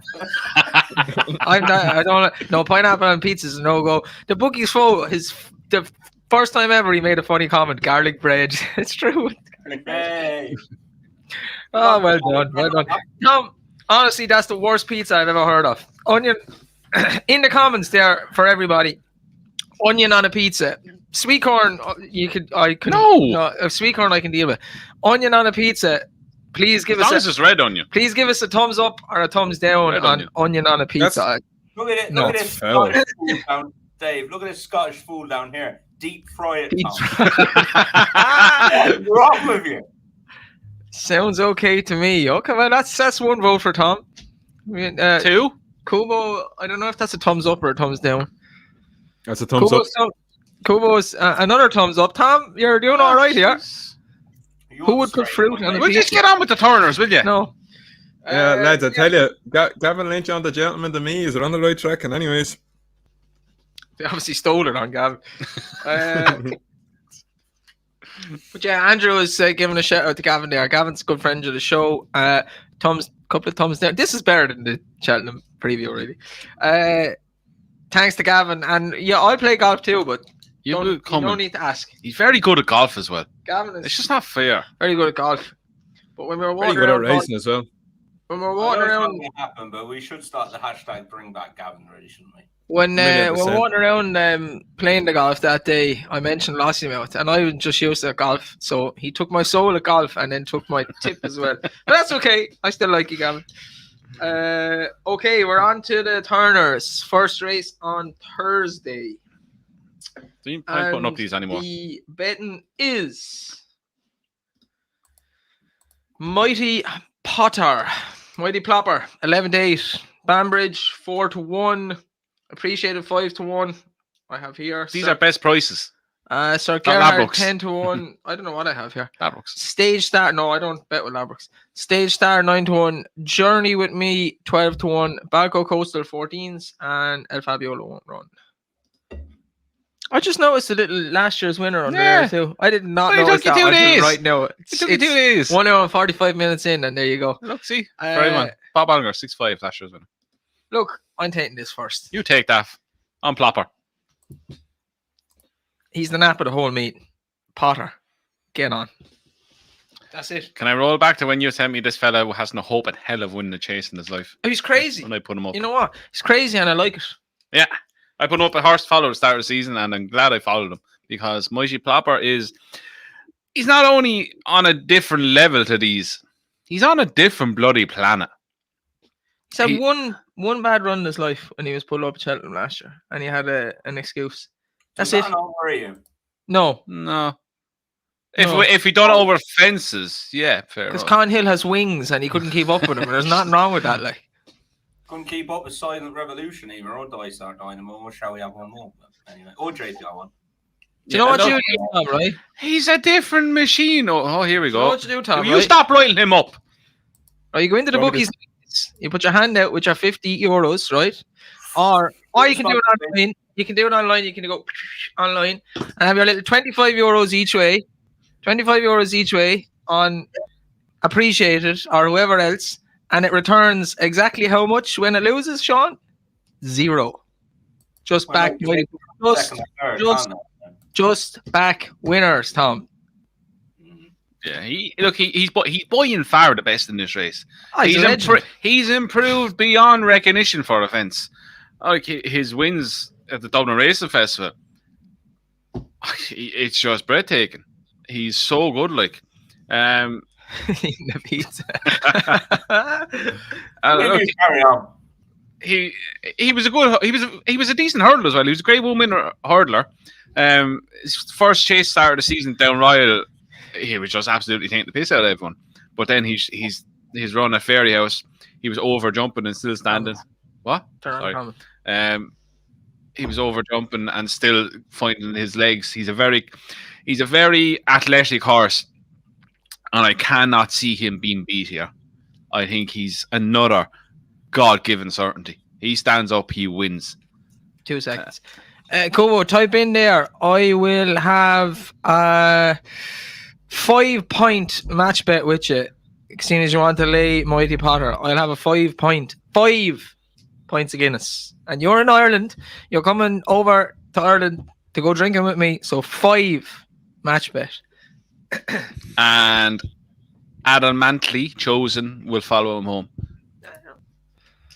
Yeah. And the bookies folk said he's a good hurdler. I know he's a good hurdler. That's what I'm saying. He didn't really have any bad runs in his life, bar being pulled up at Cheltenham. Two great moments. Yeah, when he had an excuse. Sean. Yeah, Mighty Potter. I was late to the party a little bit. I'm not gonna lie. I didn't like him at all at the start. I thought he just big gangly and leggy and green, and I don't know what it was, but my God, when we were at, Athletic. yeah, he's athletic, but he just does some mad stuff. I should He's like him, thick to as be well. honest. He's tick Yeah, God he's- bless him. Yeah, he is. He's not all there. But I'd see at the RF, My God, he grabbed me. Down the back. We watched him in the stands going down the back. Jesus was- Christ, he grabbed me down the back. There, grab you Yeah. there. I convinced Sean on this fella. You convince me, Yeah. I convince Sean.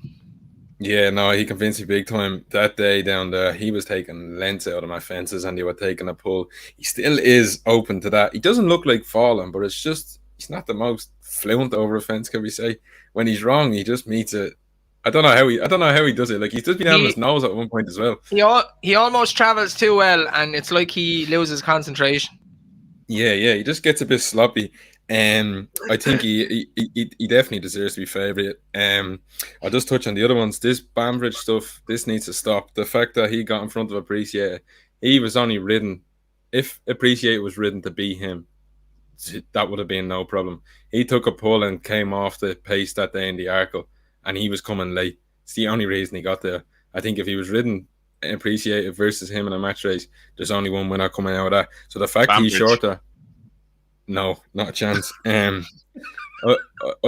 fancy him to be out of places here. It wouldn't surprise me at all. It's going to be a short field. It's probably going to be 2, and I think Appreciate will turn the form run, to be honest with you. But as I said, Mighty Potter will be me playing here. I think he's a very good horse. I'm late, but his raw talent, like, even he got there way too early. Nothing could bring him into the race. He went over the second last, and you see him, the head goes left. It just doesn't. And then he hits the line hard. He just has so much under there that we don't know about. And I'm excited to see him, to be honest. Tom? Yeah, look, I know I was asking the question there, and it does concern me because there's so many things with horses of getting over. Like when we travelled Zoffo to Ascot, like the first thing you're asking, like, has he eaten? Did he drink? And if they don't eat or drink, you're screwed. Like, and I don't know what happened with him last year, but it does concern me that he bombed out so much. Because he's been such a good horse apart from that. Like, that's literally his one blip on the copybook. I'll go over and feed him myself if I have to. Yeah, I think he might have been looked after a little bit as well. He hit one, and I think they knew that wasn't the be all and end all, and they looked after him. Which, look, now it's probably worked out in the end. I do understand what you're saying, Tom. It is a worry in the back of my mind, and hence the reason I have not got stuck into him. Other than that, but I just think they did look after him, and now they're seeking the reward for it. Yeah, and that's exactly my point, Sean. Like, I haven't backed him, so he's now 11-8. Do I want to go and back him at 11-8? I don't. I think the horse is an absolute aeroplane. Like, he looks like a machine in Ireland, and he looks like, as we said, he's completely grown up for jumping a fence. He still looks like a lunatic. He still looks like he's got more growing up to do. He's only raced 9 times. The thing looks like a machine, and fair play to Coldwell Construction and Joey Logan who buys for them, and to Gordon Elliott. Like, you know, they look like they've got a live one on their hands. But do I want to back him at 11-8? No, I'm not going to back him to 11-8. I think Sean was spot on as well. Appreciate it got racing a lot further, a lot sooner than Bambridge did, and I think he can reverse that form. You then look at the rest of the field, and you're into Stage Star and Balco Coastal. I think Appreciate is a miles better horse than them, and we're back to the free place market, and he's 10-11. And I think he's definitely going to fill one of the places. So he's going into the doubles and trebles for the each way for the place and market bet. Just want to point out, you all took the piss out of me for the Saint-Ouen bet, and a lot of people in the comments took the piss out of me as well. We have either got a Sky Bet odds compiler watching the show, or some of you have got stuck in, because Saint-Ouen is 7-4 from 5-4 to be placed in the Arkle. 7-4 from 5-2. 5-2. 5-2. He should be 5-4. That's what he'll end up at. Moving markets. Too much wine. Final selection on the turners. Too much wine, not enough pizza. Final selection on the turners. Mighty Plopper. Sean. Mighty Potter. Tom.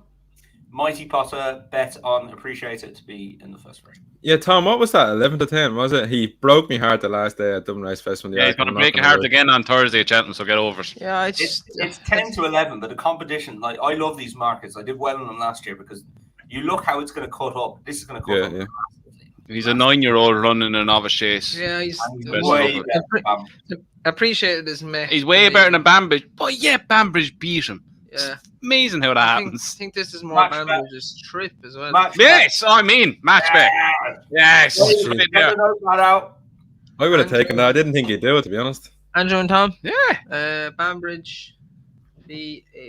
And Banbridge has Cheltenham form as well. Yeah, look, I think Norman. I don't see it Norman. anyway. To be honest, I appreciate it as a bit meh to me, but Mighty Potter for me definitely a great horse. We're on to the Ryanair next. Shishkin is odds. I need to get on. fast at this. Shishkin favourite. 11 to 10 is the best price. Blue Lord 5 to 1. Fury Road. I have 10s for Fury Road here. Again, but this was Monday. Janadil, Envoy, Allen, useless. French Dynamite, Fakir, Dudari, Galo. And more. Decent enough race. It was kind of all over the place for a while, but Shishkin won the race at Ascot a couple of weeks ago. He's now favourite. Looks to be the strongest form in the race. Are we siding with Shishkin, Andrew? Most likeliest winner. What price, boss? I have 4 to 5 here. 4 to 5. Nah, he's too many problems with me, for me to go near him at that price. Had a miraculous bone disease last season. That's now suddenly disappeared under control, but you don't know if that's going to pop up all of a sudden. He's had a major wind operation as well, apparently. Look, he's by far the best horse in the race. If he goes and does what he done at the last day, he should be winning. I'd have a small each way bet on Fury Road. This race really has lost its gloss since Allaho was taken out. If Allaho was in here against Shishkin, geez, that would have been some race. Shishkin wins and probably wins handy. You're fighting something to follow him home. And I think Fury Road will come to the top 3 at least. Yeah, I'd side with Andrew as well. Shishkin's a great horse. I had a big bet on him at Ascot. I'm annoyed at myself that I didn't do Ascot and then to win the Ryanair. But that's another story. Fury Road continuously runs well. He has Cheltenham form. I will back him each way. I think that's the bet in the race. Sean? Yeah, I agree with you. I think Shishkin is the most likely winner. I wouldn't be taking 4 to 5. There's too many problems there for me. I can't believe Victoria's actually ahead of Hughes Fury Road in the betting. It's mad in my opinion. I think he'd be way over his level here. This is a top grade one, and this is where he gets found out. There's no place lays at the moment, but he'd be on the top of my radar now in this sort of race. But Janadil each way in here at 8 to 1 is going to be my play. His reappearance at Gowran Park, he was not ready to race there at all, to say the least. He had a fair bit of food, I'd say, at Christmas, and he didn't wear it off going there, but he done very well. They sprinted from the back of the third last, and I didn't think he had it in him, to be honest with you. He was ridden very cold, and he won quite impressively at the end. And then I go and have a look, and I see that he's only beaten twice over this distance last year by Allaho. That's no means defeat at all. And I think if Shishkin isn't to turn up here or something goes wrong with him, I think Janadil's going to have a massive part to play in this. And at 8 to 1, he's going to be my each way play. Very good. Tom? Yeah, I can see that. Janadil was one of my bets last year in these each way or these place only markets. This year I'm siding with Blue Lord though. I put him up at 20s on the 6th preview show, and I'm sitting pretty on that. I think that was a good bet. Look, he got beat there at 1 to 4 at Christmas, or at the Dublin Racing Festival. But we've spoken already about Gentleman Demise form. So drunk. I'm not. That's the thing. It's like I just can't get the fucking words out. That's a sign of being drunk, Tom. Yeah. Gentleman Demise form in the spring really picks up. And I think Paul thought he was sat in an aeroplane that day. I think he's going to be freshened up. I think the performance he put in at Christmas was like a rocket. And I think Widdy's going to freshen him up and have him go in there cherry ripe. He's getting the trip that he wants. I still think he needs a trip. Whatever he did at Christmas, I still think he needs a trip. I think he's grown up a lot this year. And I really think he's going to win. I think some of the others are exposed. Conflated, Fury Road, Janadil, they're all 9 now. Blue Lord is coming there. And I think he's the one who could take it to the next level. Shishkin, look, very impressive at Ascot. There's no taking that away. But it's just the 2 runs before that were like too bad to be true. And look, do you believe that he's just going to not reverse that form, but he's going to got beaten 15 lengths at Sandown in the Tingle Creek, and he's gone battered Pictory by 16 lengths. I know he's had a wind up. Maybe that's the key to him. Maybe the wind up was the key in the tongue tie. I don't buy that it's just the trip. I'm not buying that for a million years. He beat Energumene over 2 miles at Ascot. I'm not buying that all of a sudden, like 2 runs later, they were like, oh, he has to go up in trip. I'm just not buying it. So I'm keen to take him on. And I think Blue Lord is a fair price each way. And I'd be playing the win market as well. I just think there, Tom, the trip I'd say is he's traveling. I haven't seen him travel like that since he was looking good. Like, well, even we said it, like after jumping 2, you could see him straight away. But I think if he was to put in that Ascot performance, he's winning this by. Do you think that might have left a mark on him? That was a huge performance. A huge performance. It was only 26 days before the Ryanair. That's concern for me. That's my thing why I wouldn't be taking 4 to 5 either. But I do think if he turns up the way he did at Ascot, he's going to take some whacking in here. Don't forget Envoy Allen, lads. Kubo wouldn't forgive us if we didn't give him mention. No, Jesus, don't. No. Go on, Roy. Final selection for the Ryanair. We're not even talking about Envoy Allen. Kubo, I tried. Andrew? The Fury Road each way. Fury Road each way for me. Sean? Janadale each way for me. And Tom? Blue Lord each way and win. Yeah. Okay, we are on to the Stayers Hurdle. It didn't look the best of races a few weeks ago, but now it looks really, really good. Blazing Cal, 11-4. Tupo, 9-2 I have here. Marie's Rock, 13-2. Home by the Lead, 13-2. Flora Porter, 7-1. The French Horse Gold Tweet, 10-1. Then you have the likes of Classical Dream, Ashdale Bob, of course, Paisley Park, Dashel Drasher. It's actually after turning to be a great race. I'll take it first. I really like Marie's Rock, but I thought she would. It looks like she's going to run here, so we discussed that in the Mayor's race.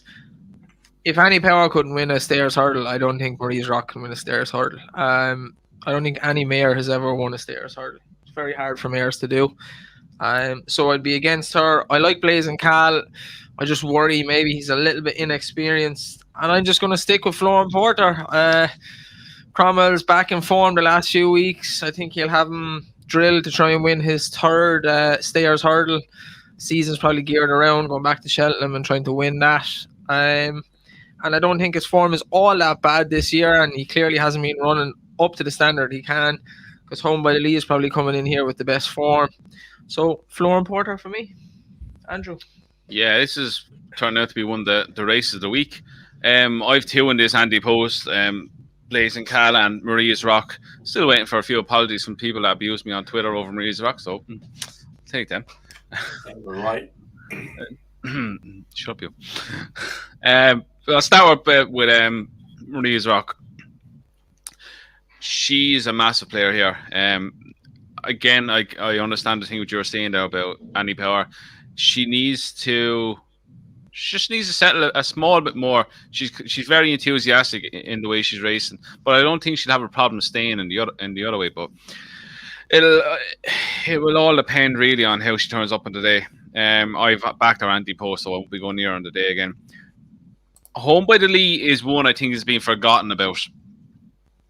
He's somewhat of a forgotten horse going in here. His win was an ace, and then the Christmas Hurdle at Leopardstown were very good. He holds Florin Porter on the 2 of them.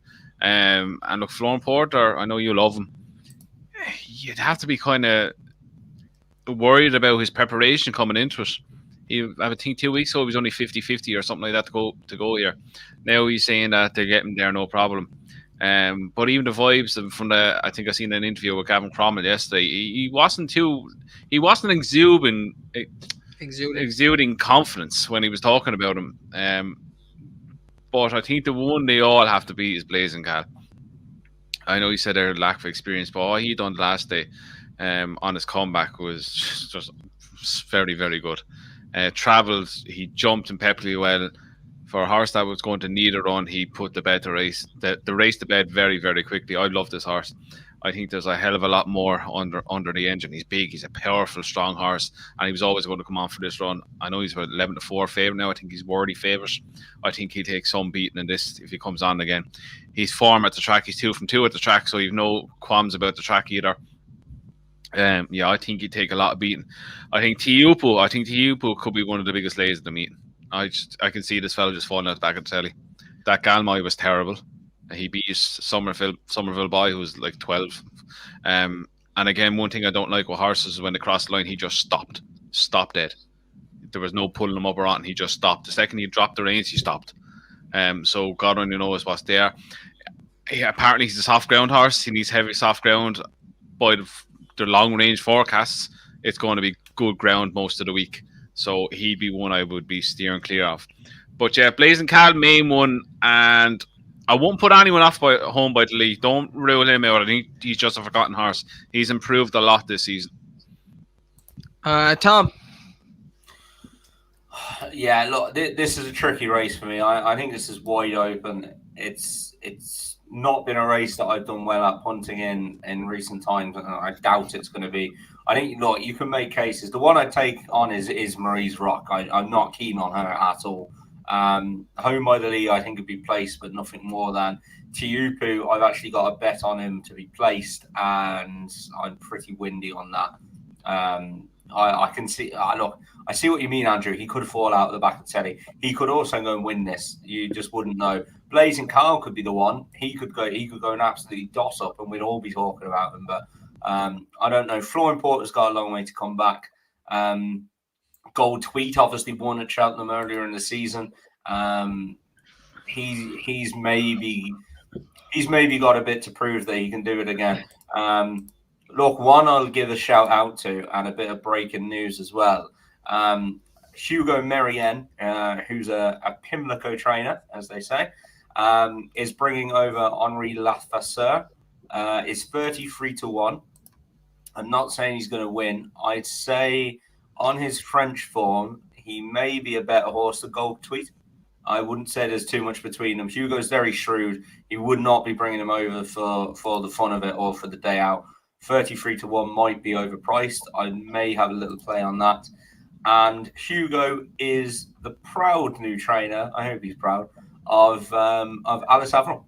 What, Alice? Alice Avril's gone to France, and she's going to have a season racing in France before we put her in foal next year. So that's where she is. Sean. Yeah, second season hurdlers. Blazing Cal have a great record. It is 7 of the last 9 winners were second season hurdlers, so they're probably the ones to stay on side of. I think he's deserved a favourite. What he done the last day, he really took me. I didn't buy into the hype at the start, but he absolutely bashed meet and greet, and that's sort of the form that Home by the League was beating at Christmas. He was beating them by pretty much the same lengths with more weight, so I was really taken by that, to be honest. I put up Flooring Porter. I am gone windy on that completely, I'm not going to lie. He just hasn't shown the spark this season. I thought Leopardstown was going to be the day. But the Cromwell horses just weren't in form at the time, weren't they not? And they've torn since then. He started clocking in a few winners. I wonder, is that maybe that's your spark you're sort of hoping for, that he's going to come back and he gets that Cheltenham right Danny off the front. But I'm also down on Andrew's side of Marie's Rock here. I think she's going to be a massive player. She gets the £7 from them. I think our run in the real Kale was very, very good. She sat in behind, she jumps, she travels, and she was not stopping coming up that hill at all. I don't think there's any worries about her staying. I think she'll stay the trip. And them two are going to be the play that I have in here. It's going to be Flooring Porter and Marie's Rock.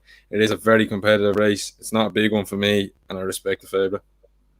Yeah, no, I understand like why you getting windy on Flooring Porter, but he's won 2 races in the last 2 years, and they're both at the Cheltenham Festival. Like so, that's what you're holding hope. He's looked worse this season, though, Dave, hasn't he? His form last year was he fell, and then he was second, and he hung into the rail when he was second against Classical Dream. He looked like a mule, then won the stairs, and then this year, he's not had a clear run of it though either. I actually wouldn't worry about it at all. Like he ran at Leopardstown last year against Classical Dream, and then just turned up to the stairs again as well. So I think he's I right can for I us. can see what you're saying. He is trained with one day in mind, and he is going to be ready for this. That is what you hold on for. I wouldn't doubt him. Danny off the front, like you see him do it so many times, he can dictate these and catch jockey sleeping. So if he is back to his best, he has a hell of a chance. But I'm just gone a bit cold on it. Dave, Yes. I will give you a right good chance at winning some of your here. match bet money back. 5 or 4, Tom? I will take Henri Lafesseur. Oh, jeez, there's not a hope. Oh, He has here. no hope. Yes, there's money for you. Well done. You Yeah, just won. there's your money back. You're surely joking, like. Just write it down before he changes his mind, will you? If that's level with Gold Tweet hasn't a hope. It'd want to be about 30 lengths better than him. Can I get in on this as well? To say this is a very good chance for him to get his money back. But yeah, I'll take Henri Lafesseur, and you can take Flo and Porter. Can I get that with Blazing Cal? 2 points. Oh. No, one point. See that? It's suddenly you went up for 1 point, 2 points. Just cheeky. 2 points. French versus Irish. Yak. Final selection on the stairs. Flo and Porter for me. Sean. Yeah, Florian Porter, Maria's Rock for me. Blazing Cal. Tom. I'll take Henri Lafesseur each way, but yeah, it's a tricky race. I'm not mad keen on it. So drunk. The Mayor's Novice Hurdle is next. We have Lucia's favourite, 13-8. Do you have the names? Oh, yeah, that thing. Ashore Diamond, 7-2. Night and Day, 7-1. Lot of Joy, 8-1. Magical Zoe, 10-1. You Wear It Well, 11s and 14-1s bar. And Princess Zoe's even in there, 14-1. On Zoe. Good old Zoe. Sean, you can take this first. Yeah, these two up the top are very good. Another Staffia Henderson, Mares a 0 from 10 in the race, so she does have to go and defy that. But Lucia is a very good horse. She has to be massively respected in here. She's 4 from 4. She's unbeaten. She's 1 or 2 races over hurdles. The last day, I think she was a little bit flattered. The horses didn't perform in behind that I thought would be. She has to be massively respected. There's no doubt about it. But I played Astro Diamond earlier in the season, and it was a nice price about her, and I think we know what Astro Diamond's all about. Where Lucia, you're guessing a little bit. She's found very good form. She was toured in the Royal Bond. She was toured at Christmas in against the Geldens, placed in 2 Grade 1s, and then she dropped back in against the Mirrors, and she won more snugly than it looked, I think, against Jatara the last day, and Halko Dubata. And I'm going to try and pronounce that again. Halko the Talbot. I think that was a good race on the day. She won, as I said. I think she won a bit snug. I think she has the experience for a race like this, which I wonder might catch out Lucia. I think her jumping can be just the last day a little bit sloppy, but I don't know whether that's because she'd so much in hand, she just lost concentration. But Astro Diamond looked like she's the hardened horse to go with, and I'm going to take her in this. Tom. I put Magical Zoe up, and I am going to stick with her. I think she's got a hell of a chance. I think her form at that Down Royal race has worked out well. There's plenty of winners come out of that, and for me, she was by far the best horse in it. Henry put her away then. He thinks she wants better ground, so he's put her away for the better ground. I think she's a bit of an airplane. Dave, we spoke before about riding horses in this race, and I remember Dino Blue last year. You knew that was over after 10 starts. Yeah. After a hurdle, anyway, it was done anyway. Yeah.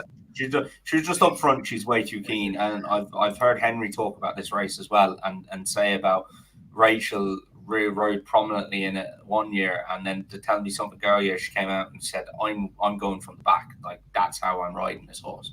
So I think Magical Zoe is going to be ridden ideally like that. I think she's going to be held up to come with a run. I think she's definitely got to turn a foot. And yeah, I'm mad keen on her, to be honest. Lucia could be very good, but it's a could be. She's beaten nothing, and I'm keen to take her on, to be honest. So yeah, Magical Zoe, you can back her each way. For me, I think she'll definitely be in the free. So yeah, you can back her each way. I just think experience does stand for a lot in this. I didn't get the name her out, but 5 of the last 7 winners have had 4 runs. I just think in a big race where they go off at a pace, you really need a horse who's going to settle. Like, how many times have we seen this collapse? But that's just one thing that. At the same time, Lucia's had 4 runs, grand. Asher Diamond's had more. 9 Days had 2 here. A Lot of Joy's had 3. Yeah, it's not like grand. Yeah, okay, you might need some experience, but I think Zoe got that last day. I think she'd have learned a lot from that race. It was a messy race in Down Royal, and I think she was ridden conservatively. And I think even Heskin was probably surprised by the way she picked up. So I'm keen on it. Yeah, I rode in with Astro Diamond in anti-post. I think she still has a great chance. But I would side with 2 each way, and one of them is Magical Zoe, same as Tom. I think she has a really good chance. The form of the racing down Royal is quite good. And Jessie Harrington's filly, if she runs Jatara, she was obviously close to Astro Diamond the last day. She's lots of experience. She's run a lot in bumpers. She's behind High Definition as well in a maiden hurdle. I'm worried, as Tom said, because she tends to race up with the pace. So if she's up there, her chance is probably gone. I take on Lucia. She hasn't had a proper race yet. She's tossing around on the bridle, and it looks great and all that. But Henderson, Sean gave you the stat already, and he got Epiton beating this. It all happened too fast for her. She didn't know what was going on. She hadn't had a hard race at that stage. She ended up being a champion hurdler, so she's clearly a good horse. Just came too early in her career for her, and I have a funny feeling the same thing is going to happen to Lucia. Andrew? Yeah, I'm the exact same. Lucia, to me, and I say it every year and I say it again, horses coming in here on the back of not having an actual proper race, and when they do have a proper race, it's a shock to the system. It happens every year. You get a horse that's winning on the bridle, winning on the staff, and they suddenly come off the bridle with a horse up next to them and they don't know what to do. I think this could happen to Lucia. She could be a very good horse in the future. I don't think she has enough experience. Astro Diamond, they've planned her runs this season immaculately. They've run her in graded races. They've taught her how to settle. They've dropped her out the back, and then she won her last race, beating Jatara at, would have been Ferryhouse, somewhere there. Yeah, it was very nice. I just think she's 72. I still think she's a great bet here. I think she's going to win this handsomely. I think Jatara, don't underestimate her either. She's had a lot of experience here. I have her as an each way selection in this, but I think Astro Diamond, I think she's one of the best bets for Thursday. I think she's going to be a very good winner of this. As always, these races are always run like the clappers. She's going to settle off that pace. Paul's going to come there late with her. She's able for a battle. She had to battle her way through out in Ferryhouse, so she's able for the hustle and bustle that's going to come with Cheltenham. I just think she wins. Okay, final selections on the Mayor's Novice. Tom? Magical Zoe. Yeah, Magical Zoe each way and Jatara each way for me, even though I put up Astro Diamond earlier in the year. Sean? Astro Diamond for me. Andrew? Astro Diamond and Jatara to follow her home. Jatara to follow her home. And Naps and next best they have them for Thursday. Mine is Magical Zoe each way. I can't see her out of the. You'll probably get 4 places. I can't see her not being placed. I think she's good form and will be ridden the right way. Tom? Yeah, I'd go the same as you, Dave. I think Magical Zoe each way would be my nap, and my next best would be Blue Lord as well each way. I think he'll definitely be in the free as well. Sean? Mighty Potter for me. Very good. And Andrew? Mighty Plopper, Blazing Cal, Astro Diamond treble. Very good. Very good. We're on to Friday. I want a boat. I want to come out to South Africa. I want a boat. I want the boat. Hey, not when I put him up anti-post. Hey, Declan Riggs was right. That's all I'm saying. How is it? 8-1, Blazing Cal. 6-1, Astro Diamond. 8-1, Mighty Plopper, the start of the year. Sit on that. Sean, owned, trained, bred by Andrew Halligan. We're on to Friday. Try and park. Sean. Rixie kept saying to him, "Oh, is that another favourite?" And who had more winners than Rixie? Oh. And what did Rixie put up the other day? He's only a fucking Egypt anyway. Shishkin for the Gold Cup. Go, just get out, like. That's a famous quote that Andrew just said there. What was it, Andrew? Bred, trained, owned, first laid on his own by the Finish Line podcast. I said that just for you. Rixie me whole. Anyway, Friday. Don't be shaking your head, Tom. You know it's true. I know he's one of his English friends. We're honest in this podcast. Honest. Honesty will get you everywhere. It won't get you sponsored or on racing TV, but it'll get you somewhere with us. We'll get you any money. Yeah. Fucking lawyers. Blood Destiny and Lossy Mouth are both joint favourite 15-8. Gala Marceau 11-2. Comfort Zone 12-1. Bo Zenith 20-1. 25-1 bar. It looks between the three Willie Mullins horses. Which one are you going for, Tom? Oh, this is mad interesting for me. I think Willie's got this completely wrapped up. I don't know. I was there the day Blood Destiny ran, and I thought they handed it to him. But on reflection, I actually don't. I think they gave him an easy lead, but I don't think someone can go with him, to be honest. And when Paul gave him a squeeze then, because it looked like he was coming back to them, and when Paul gave him a squeeze, God, he kicked on again. I thought he was mightily impressive. All the chat is that Paul is going to ride him. And to be honest, at this stage, I know everyone saw the Losty Mouth run at Leopardstown. The trouble she got into, Paul went wide and he tried to win it. I think she had a really hard race there. And, you know, in her races, she's just gotten quickened up. I think she's vulnerable. And I think Blood Destiny could be the one. I really do. I think if you're looking for another bet, I think Galopin Marceau is probably getting overlooked. The day against Lossy Mouth, the first day, she got backed off the boards. She got back in 3-1, and the money for her was unbelievable. And then she's gone and won. And look, I know Lossy Mouth had a terrible run around or whatever, but she's got beaten at 2.5 lengths as well. And Galopin Marceau was plenty keen. I think that's the problem with Galopin Marceau coming into this, is that she is keen. That would be my concern. But I think Willie Mullins is free are miles clear. And maybe Blood Destiny. But to be honest, it's not a big betting heat for me. But I think it's a really interesting race, and I think the three of those are very, very good horses. Andrew? I love Blood Destiny since when I set my eyes on the first run of the season. I thought he was a very, very good horse. My one regret was not backing him anti-post. I should have went with my gut that day. But again, I'll say what I said just in the last race. He hasn't had any sort of hard race this season. Lossy Mouth, you know what you're getting. You're getting a battle-hardened 4-year-old mare who is going to run her heart out. I don't mind that she had a hard enough race at the Dublin Racing Festival. You have Willie Mullins, the best trainer in the world as a trainer. He'll get her back in A1 form. I think the prices are way too close. I don't see, like, you know, granted, Blood Destiny has been very impressive. But I don't see the sudden amount of money coming from all of a sudden. I don't get the drift on Lossy Mouth. Unless it's all insiders, Lossy Mouth's not working well or something like that. And that could be the problem if she's not doing anything at home. But at the start, before the start of the season, before our first race, should I say, she was a massive price again because with the vibes are coming out, she's not doing that at home. Maybe that's just the kind of horse she is.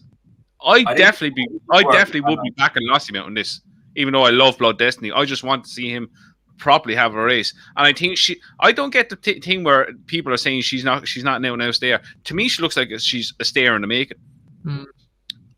That's just my view. I think Lossy Mouth will win. I think the gaps between the second last hurdle and the last hurdle will suit her a lot more, because I think Blood Destiny is the better jumper. I think the more hurdles in a race for him, the better. And I just think the track on Friday will suit Lossy Mouth a lot more. Yeah, it's Lossy Mouth for me as well. I'm very worried about Blood Destiny, but I think Lossy Mouth's the best horse in the race and will come to the fore today. It wouldn't worry me if Paul didn't choose her either, because he didn't choose her the first day that he was on. You know, it's a great bet for this Cheltenham Festival. Danny Mullins be top rider. Yeah, it's not a bad bet. You think about it. Yeah, he'll be on some very good Willie Mullins horses. But yeah, Paul didn't choose her the first day, and she bolted up. She would obviously have had a hard race, but I think she's the best horse in the race. I think she'll show it on the Friday as well. And if Paul picks Blood Destiny and he keeps getting back, he might get 5-2 or 3-1 last day. And I think she's the strongest stayer, and I think she's the fastest horse in the race. So I'm quite happy with her. Yeah. I think he clearly works. I think he clearly works very well. I think that's why he's getting supported as well. Like David Casey came out the other day and said he thinks Paul will ride him as well. So David Casey also said appreciated Whitney Arkle. Yeah, Casey says a lot now. He loves.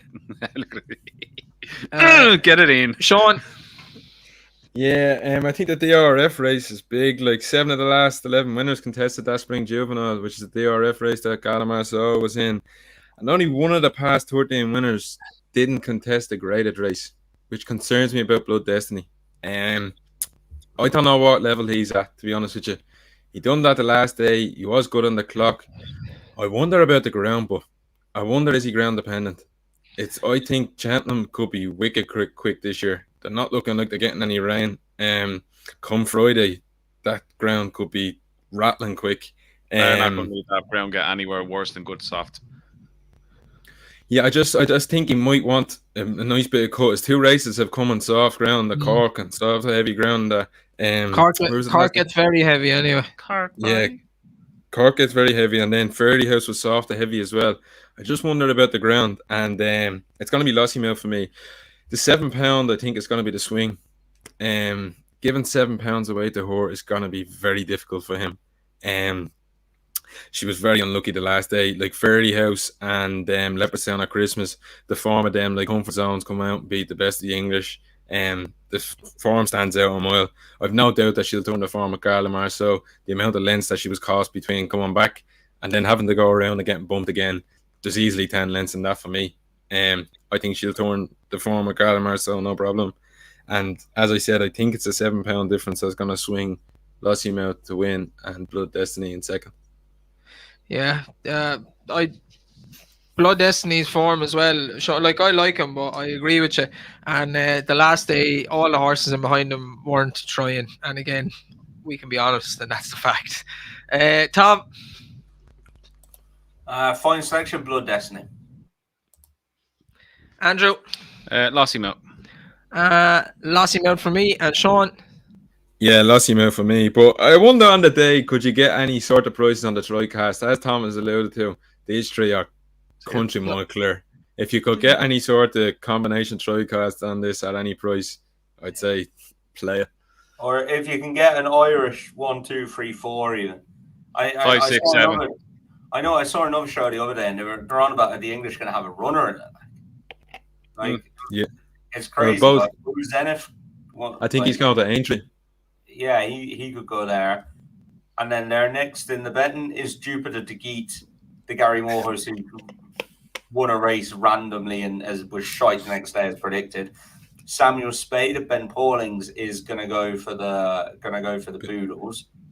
And then the next one is Phil DeRoy of Fergal O'Brien. Like, okay, that's enough now.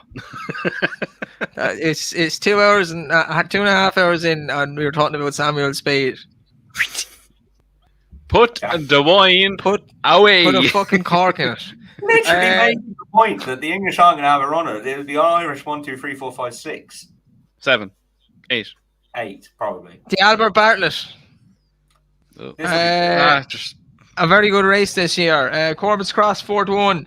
Embassy Garden 7-1. 3 Bragg 8-1. Hidden Valley Lake 9-1. Favori Des Champs doing here as well 10-1. Great name. Absolute Notions 12-1. Sander Clegane 12-1. 14-1 Bar.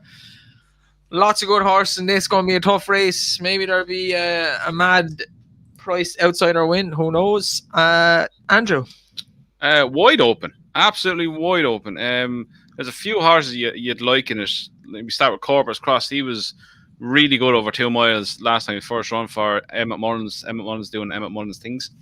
But the thing is, he's won over 3 miles before. To do that and win over 2 miles, you're on one hell of a horse. He's very interesting. Monty Starr was good at Clonmel. Hidden Valley Lake raced like he never saw a racetrack in his life. Clonmel, I think he'll turn the form around with him. He'd be interested in me now at Cheltenham. Don't be put off by horses losing that race. Manila Indo lost this and then won the Albert Bartlett at 50-1. 3-Car Bragg, a horse I really like. He could come here. I think the softer the better though for him. If it's anyway good to soft, he could be taken off his feet. But this is a race I still haven't really made my mind up yet. I've backed Hidden Valley Lake anti-post a few months back. I'm happy enough with that, but I'd be scared enough now of Corbett's Cross if I'm honest. But Hidden Valley Lake, I think he's don't worry about that run of Clonmel is all I'd say. He'll come on again for that. Yeah, it's a very hard race. I think you could throw a dart at this, or you could pick one and then just run it 10 times and you get a different winner. 3-Car Bragg is a nice horse, but I think he wants heavy ground. I'd side with Monty Starr each way. I thought what he done on Clonmel was very good, seeing he's very inexperienced, and I'll stick with Sander Clegane each way as well. Tom? I'm mad keen on 3-Car Bragg for this. Have been a long way out. Dave, I told you he was going to run in this. You're in my phone as Max McNeil because you told me he was going to run in the Martin Pipe. He didn't run it yet. But he's not going to run in the Martin Pipe, Dave. He's going to run in this. What happens if it's good ground, Tom? What happens if it's good ground? He's not Nothing going gets to run in him. the Martin Pipe, Huh? He's not going to run in the Martin Pipe, is he? Yeah, well, maybe he won't run at all. Yeah, he'll run. I wouldn't worry about good ground for him, to be honest. I would. Look, One time he was pulled, Tom was on good ground. Yeah. I wouldn't. I honestly wouldn't worry about Tom, he's slow, like he's a boat. He wants heavy ground, like. He'd be taken off his feet on good ground. No, he won't, because it's over 3 miles. You're judging him on the yielding ground run, which was over 2 miles, and he got beaten a length and a quarter. Like I'm full sure I've seen horses being taken off their feet in 3 miles before. Many a time. Yeah. The horse wants 3 miles. The horse has got a lot more class. The horse has got so much class. He's beaten a necked in the pocket over 2.5 miles at Naas. Like, this is a 3 miler, out and out. I'd say he's going to be some chaser. I'd say they can't wait for it. But he's got all the experience you need for an Albert Bartlett. He stays all day. Ticks every box for me. I'm mad keen about him. He's still 10-1. I'd get well stuck in at that price. Sean? Yeah, I don't think he's going to run, but Corbett's Cross has to be massively respected. He could be, what looks an open race, he could be the class above these. I have a funny feeling he's not going to run, but I don't think he'll run here. Yeah, something's just telling me. M1's things. It wouldn't surprise me if he honestly turned up in a chase or something like that. It really just wouldn't surprise me at all with Emma Mullins. But to be able to drop down the last day and win over 2 miles in a graded race to found the 50, like to be able to do that and up at 3 miles, that horse has a bit of class. But I've done a bit of digging in this, and I took a swing, and it's going to be Shambally Kid at 20-1 in here. He swung and he missed. No, that's not a bad show, to be honest. Yeah, I took a swing in here. He's 20-1. The first day out of Limerick, he was rattling hurdles, and I don't think he gave the best ride either, to be honest with you, down there. But then he came out in his maiden hurdle at Navan, where he beat Monty Starr of Henry de Bromhead, and he's gone on to then be Hidden Valley Lake. So I'd say the form is quite strong, and he done that comfortably. I think he got to the front and didn't do too much. He has to step up to 3 miles for the first time. That is part of the outside play, I suppose. That's where you're getting 20-1. But the form looks good. The trip, as I said, is a little bit of an unknown. But at 20-1, if he was to turn up here, I could see him being shorter on the day. And Shambally Kid at 20-1 is going to be my each way playing here. Yeah, it's not a bad shout, Sean. And I know you're saying he hasn't raced over 3 miles, but he will definitely get 3 miles. So the trip will be a bonus to him. Definitely. Yeah, I think so. Final selections. I will go for Sander each way, and Monty Starr each way. Andrew? I'm going to stick with Hidden Valley Lake. You shouldn't. Tom? From the man who tipped us, Sandor Moose. I'm going with 3-Car Bragg. Sandor Moose. 3-Car needs heavy ground, but okay. If a monsoon comes on Friday, I'm all over 3-Car Bragg. Yeah, I'd I'll jump on the boat. Sean, Yeah, Shambally Kid at 20-1. I don't think Corbis Cross going to turn up. So I just told you to bloody I'll use my own. here. I can't use my own only battery.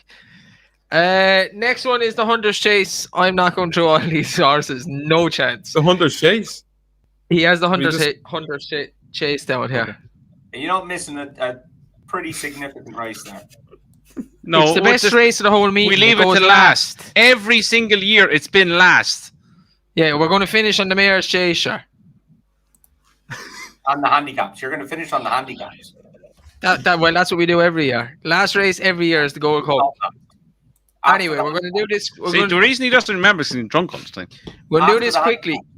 No. Do you have a selection for the Hunter's Chase? Vasile I'll give- bolts up.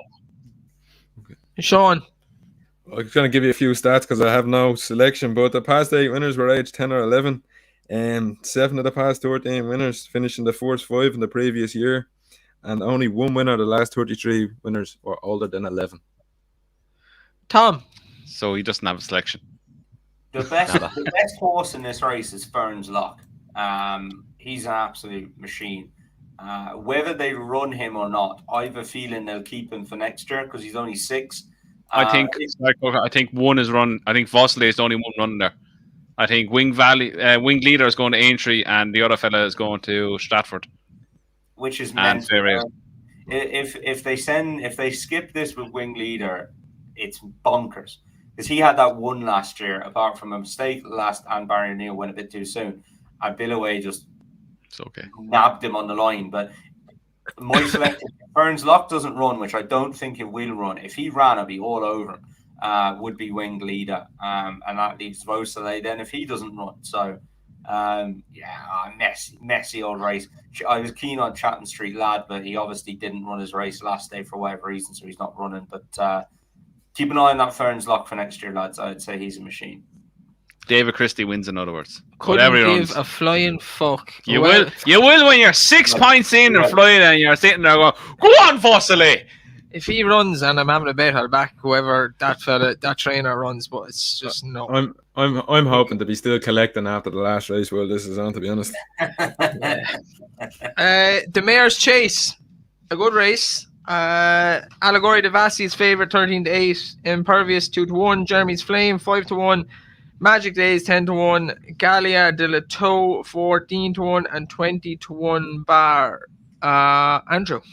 Kind of a match race, if I'm being totally honest. Allegory de Vassi and Impervious. Allegory de Vassi, you'd be kind of worried about her jumping out to the right. Was it out to the right? Yeah. Yeah, out to the right. Last time out, going around Cheltenham. I said it before, we've got our fingers burnt by ignoring that before with some Willie Mullins horses in the Supreme twice, I think. I would side over with Impervious. Her form is the best form. She beat the boys already, giving it a pound. She wasn't getting weight that day. She beat Journey with Me, which is not bad form. She's a tough mare. She's economic when she jumps and she battles like fuck. I think she's second favourite now. She thinks she's out to 2-1 this stage, is she? Yep. Yeah, I think 2-1 is a fair enough price. It's going to be a great race. The two of them they're coming to the second last. It's going to be one hell of a race. But I think Impervious will just have enough, just have more streetwise to her to win this, and I think she'll 5 more going up the hill. Tom. I'm a big fan of Allegory de Vassi. I think she's the one that if there's a superstar like the old Willie Mullins mares, I think she's the one out of these. Mad keen on her. Put her up on the show, on the Anti-Post show. And yeah, I'm still keen on her. Her jumping out to the right, I think Paul's going to be ready for it this time. I just don't think he expected it last day. She didn't actually make that bad of a mistake. It just caught him completely off guard. I think he'd be ready for it. I think she'll be okay. Impervious is clearly a good horse, but I don't know. I think Allegory de Vassi's better. Again, at the prices now, the bet for me, I know I put her up the other day, is Magic Days each way. I thought she was very, very good last day at Naas. That Dino Blue is no slouch either, and she absolutely battered her. She settled. She jumped really well. And the key thing was when they came to her, she brought her head down, she went on again. Nace is an uphill finish. And for me, she was going away at the line. I don't think she'll have any problem staying the 2 mile 4. And her one race at the Cheltenham Festival, she ran well above her odds to finish second in the Mares Novice Hurdle. So she got that Cheltenham form. She's in very good order with herself. And yeah, I'd be keen on her to place, definitely. I can't see her staying 2 mile 4 in a month of Sundays. Yeah, I don't think she would either. I think people will just look at the top of the market here and they'll just totally miss Jeremy's Flame. I think she is an unbelievable bet. Absolutely. I think she's absolutely turned the corner. When she first went over fences, she was a poor jumper. She was good enough to be running over 2 miles against geldings in grade 1s in years back. She's the most experienced over fences. She's finally got it together. Travelled over the last day, I think it was to Huntington, and absolutely gave Zambella a kicking, who mops up listed in like grade 3 races in England. Ran in the race a couple of times. She was close up in it last year. She bet her in the bridle basically the last time. I think Cromwell has just turned her inside out. She's the most experienced. She's a really good jumper now. And I think people just think the top 2, it's only about them. And you're going to get probably, I'd say maybe 6 to 1 on the day again for Jeremy's Flame. I think she's unbelievable bet. So Jeremy's Flame for me. Sean?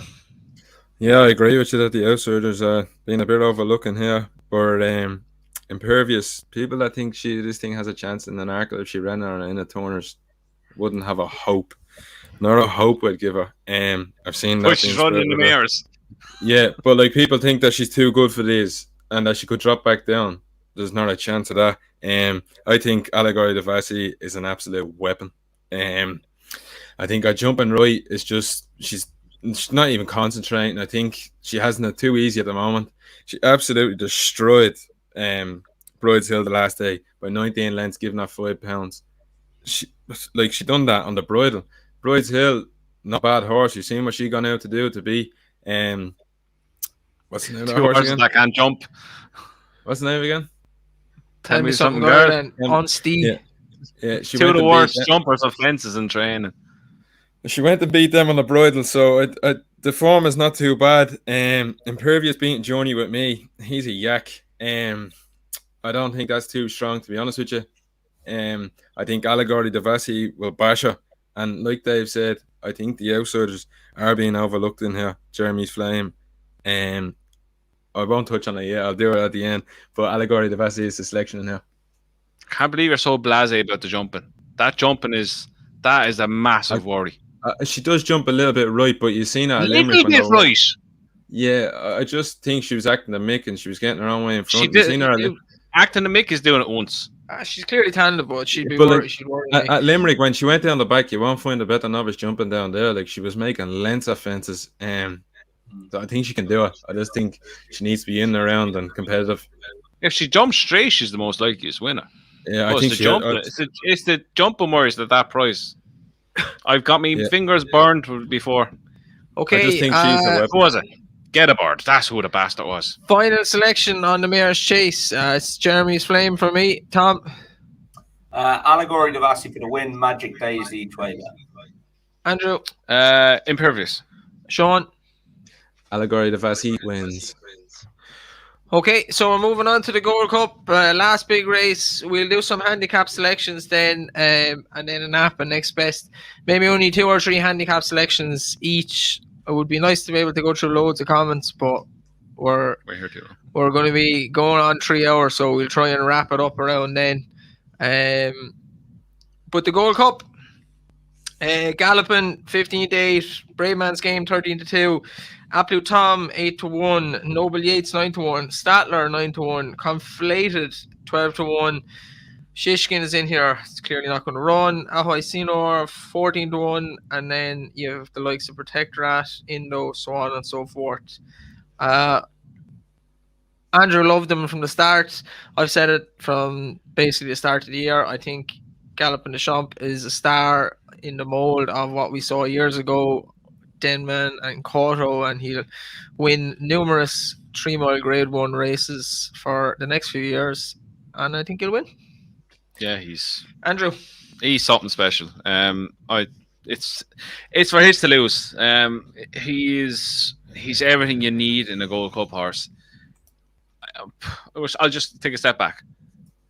If you said to me this time last year that we'd see Galopin Des Champs half asleep in a race, popping fences, and he won't be out in front, bombing at fences, and absolutely launching them out, I'd be laughing at you. But Willie Mullins and Paul Town have worked in Oracle and got this horse to switch off mid-race, pop fences, but then when Paul takes him out and wants him, by God, he's there.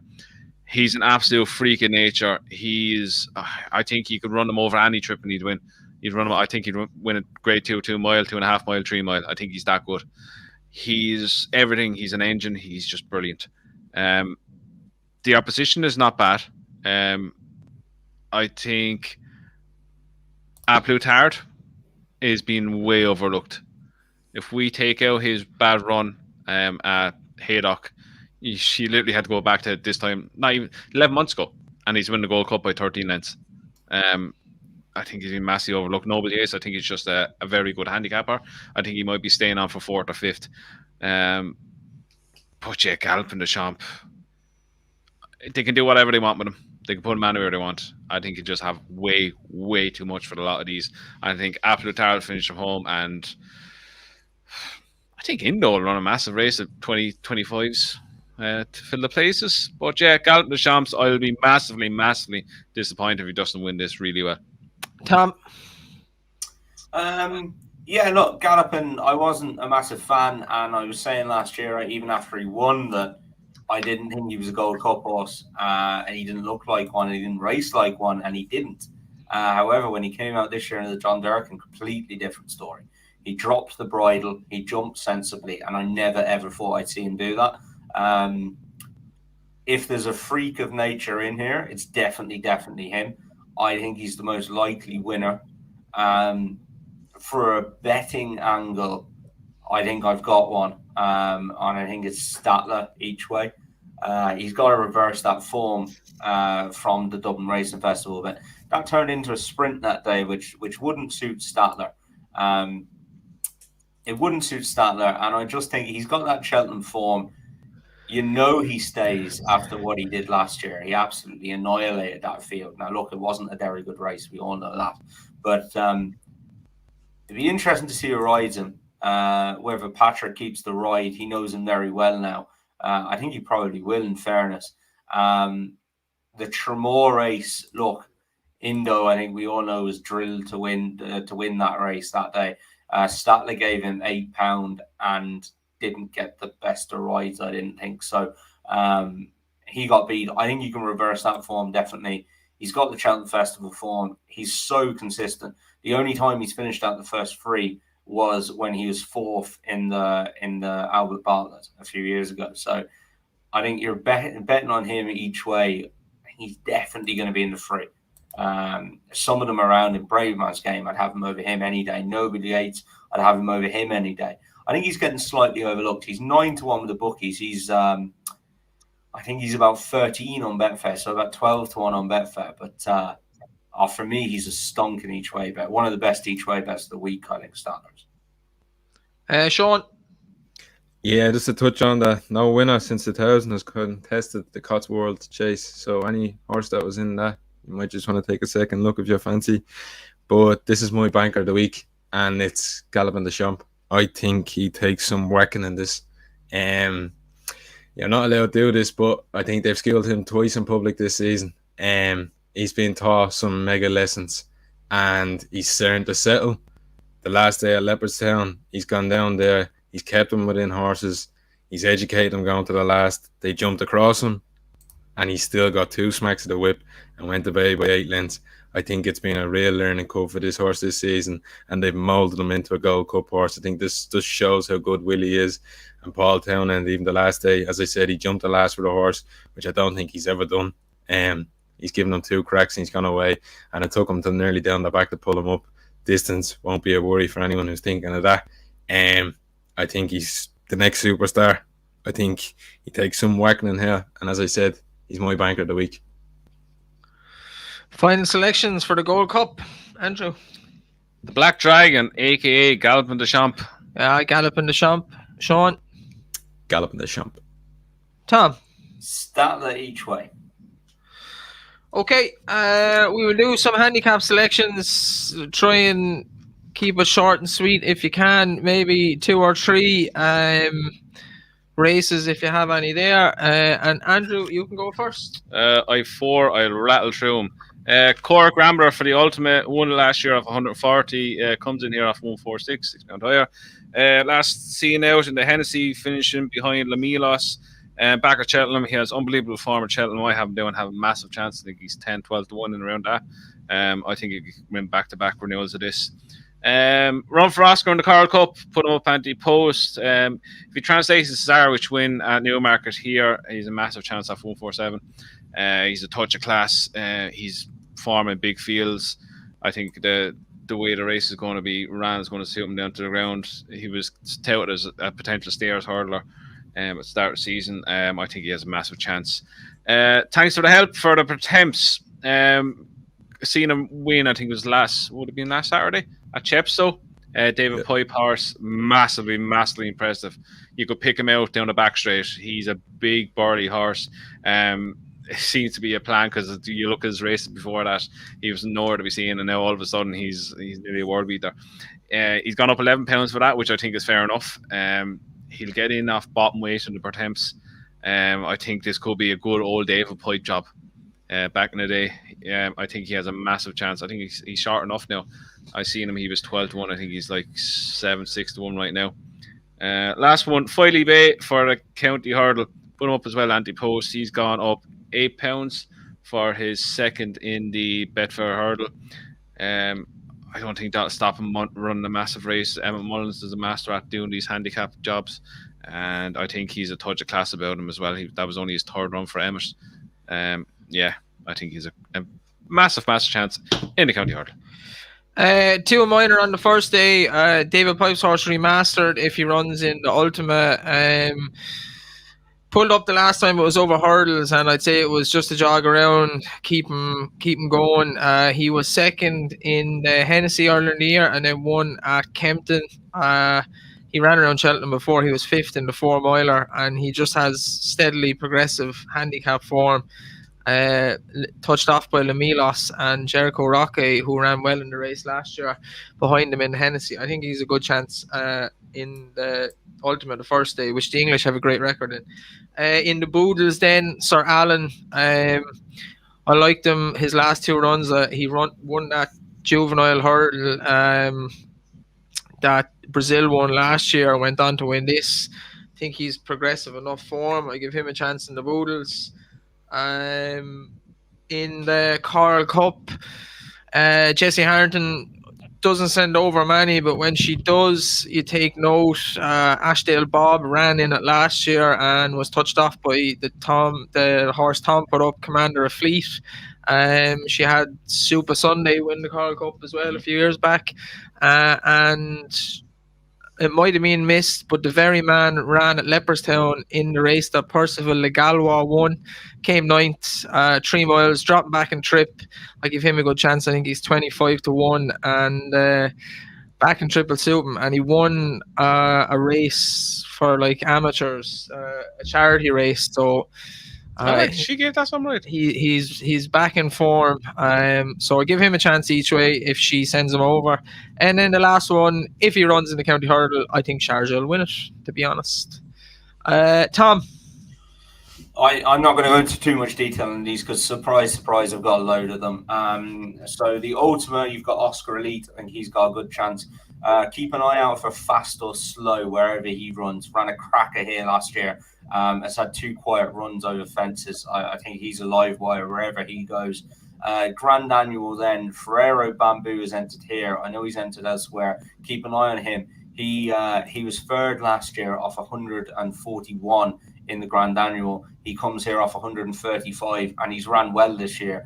He's run with credit. He's gone well at the course. I think he's a live wire. He'd definitely be placed, that horse, Ferrero Bamboo. I think he's 25-1. Rouge Vif is also interesting in that. If Harry Whittington has got him back now, if he can go and get him back to anything like his old form, he's absolutely chucked in. So keep an eye on him as well. Onto the plate, Fast or Slow is entered here as well. He's got all the entries, so keep an eye on him. So Scottish. Emmett Mullins plot job, but he's not really, is he? Because in fairness, he's tried his heart out in his last few runs. Looks at Ascot like he wants to step up and trip. Finished second to Boot Hill. He's gone up £8 for that. They handicap differently in England. And they handicap Emmett Mullins as well. I think he's got a favourite's chance. I think he could absolutely dot up if on song.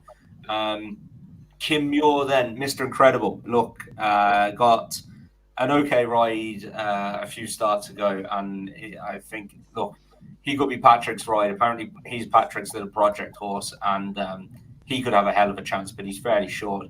Others to keep an eye on that race. Percy Warner hasn't got much experience, but I think he's definitely well handicapped. Sean, I know you were keen on him last day. Didn't quite work out, but it's very interesting he's entered here. County Hurdle, Paf Daru, Gavin Cromwell's horse. If there's one jumping out there that could go and improve a stone, it's him. He's a very, very interesting horse. Coral Cup would have been mad all over HMSC horse. Just concerned he might have blown the mark the last day, but he's still very, very interesting. The Potemps, Shoot First. Look, we've been mad keen on him for a while. He could be an absolute handicap blot. There's a horse in there as well, though. Mill Green always seems to run well in this. If you can get those extended places, 6-7 places, Mill Green's going to be 25-1. Back him. He'll be in the places. And then the last one has to tie into his off form, doesn't it? Unfortunately, his off won't get into the Martin Pipe. We're going to have a look at the Imperial Cup next week. We'll see how he goes this weekend. But Irish Hill, I thought he won that race very well. And just a replay I was watching, it was a side angle. And Cobden kicked him in the belly, and within 3 or 4 strides, he got those lemps the beats off. He's still well handicapped. I know that can often be won by an Irish well handicapped horse, but I think if you're getting 5 or 6 places, Irish Hill will be with one of those for the Martin Pipe. So plenty there for you to press pause on and go through, but I think we got through them. And Sean? Yeah, I'll wrap through them quickly. I'll start in the Boodles. Risk Bell we put up already. I think she's a smashing chance. She's a bit overlooked in the mark. I respect the cow, but don't be afraid to back a big one on that. 7 of the last winners were 25-1 plus. The Potemps, I think Shoot First. I think he's a right plot job. I'm on this one. I think this is a Charles Bourne's really good plot job. Hasn't been seen since. But I do think Ontalore might be a little bit overlooked at 20-1. He wraps in form from that race. I think that's the best qualifier in Cheltenham in October time. The Kim Muir, I've missed the price a bit, but Stumptown, I can really see this. The past 4 winners were novices. The novices are the way to go in these handicaps, by the way. They have great records. I think his form is just completely turned around. And maybe got to do with the Gavin Cromwell form changing as well. They weren't the best at the start of the season. He looked good at Sandown. I'd be the same as you in the County Hurdle. Sharjah at 14-1. I think this race could set up for him. He likes to be in behind, a quick pace, cutting through horses. He doesn't run his races between Christmas and Cheltenham. It's the ground, I think. People turn and wonder about Gowran. It wasn't as quick as they thought, and I think he just got boggled up in it. And in the last one, the Martin Pipe, it's the Langadan at 8-1. I think he has a great chance if he turns up. But my best handicap bet would be Shoot First in the Potemps. Very good. Before we give our naps and next best, just thanks for watching. Please do the usual, like and subscribe. Leave your comments in the video below. We will try and get back to some of the comments like we always do. Apologies that we can't go back through all the comments and pick out a few, but we've held you for 3 hours and there's been plenty viewing the whole way, so thank you very much. We will finish on our naps and next best, and Andrew can go first. Nap, Galliard de Mesnil, or what you want me to call him? Gaillard de Menil. Okay, Galliard de Mesnil. Nap, next best, Astro Diamond, and Lei Tiupu. My nap is Galopin Des Champs. I just think he's top notch. My next best is Mighty Plopper, and my lay is Lucia. Sean. My nap is Galopin Des Champs. My next best is Gaia Dubanil, and my lay is Impervious. I throw stones at her all day. I think there's mega It's quite opposition harsh. there. Jesus. Yeah. I think the horse, like as I said, Joni with me, I don't rate him too highly. I think Allegory the Vaccine, as you touched on, Jeremy Flame, I'd be getting stuck into her at 64 in the lay. No horses were harmed in the making of this video.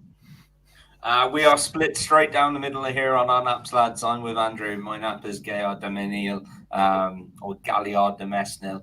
I just think he's a winner. My next best is it for me. The Freak in the Bumper. I think he'll come there on that steal, as you'd say, Dave. And I think he'll go away and win a few. On the steal. We have to get that printed now. If that happens, Tom, you might just hear me from South Africa screaming that. Let me tell you. And my lay is going to be Lucia. I think she's vulnerable and could get beat. I must say, my lay was a toss-up between Lucia and Shishkin. Could look very silly with Shishkin, but I'm keen to take him on as well.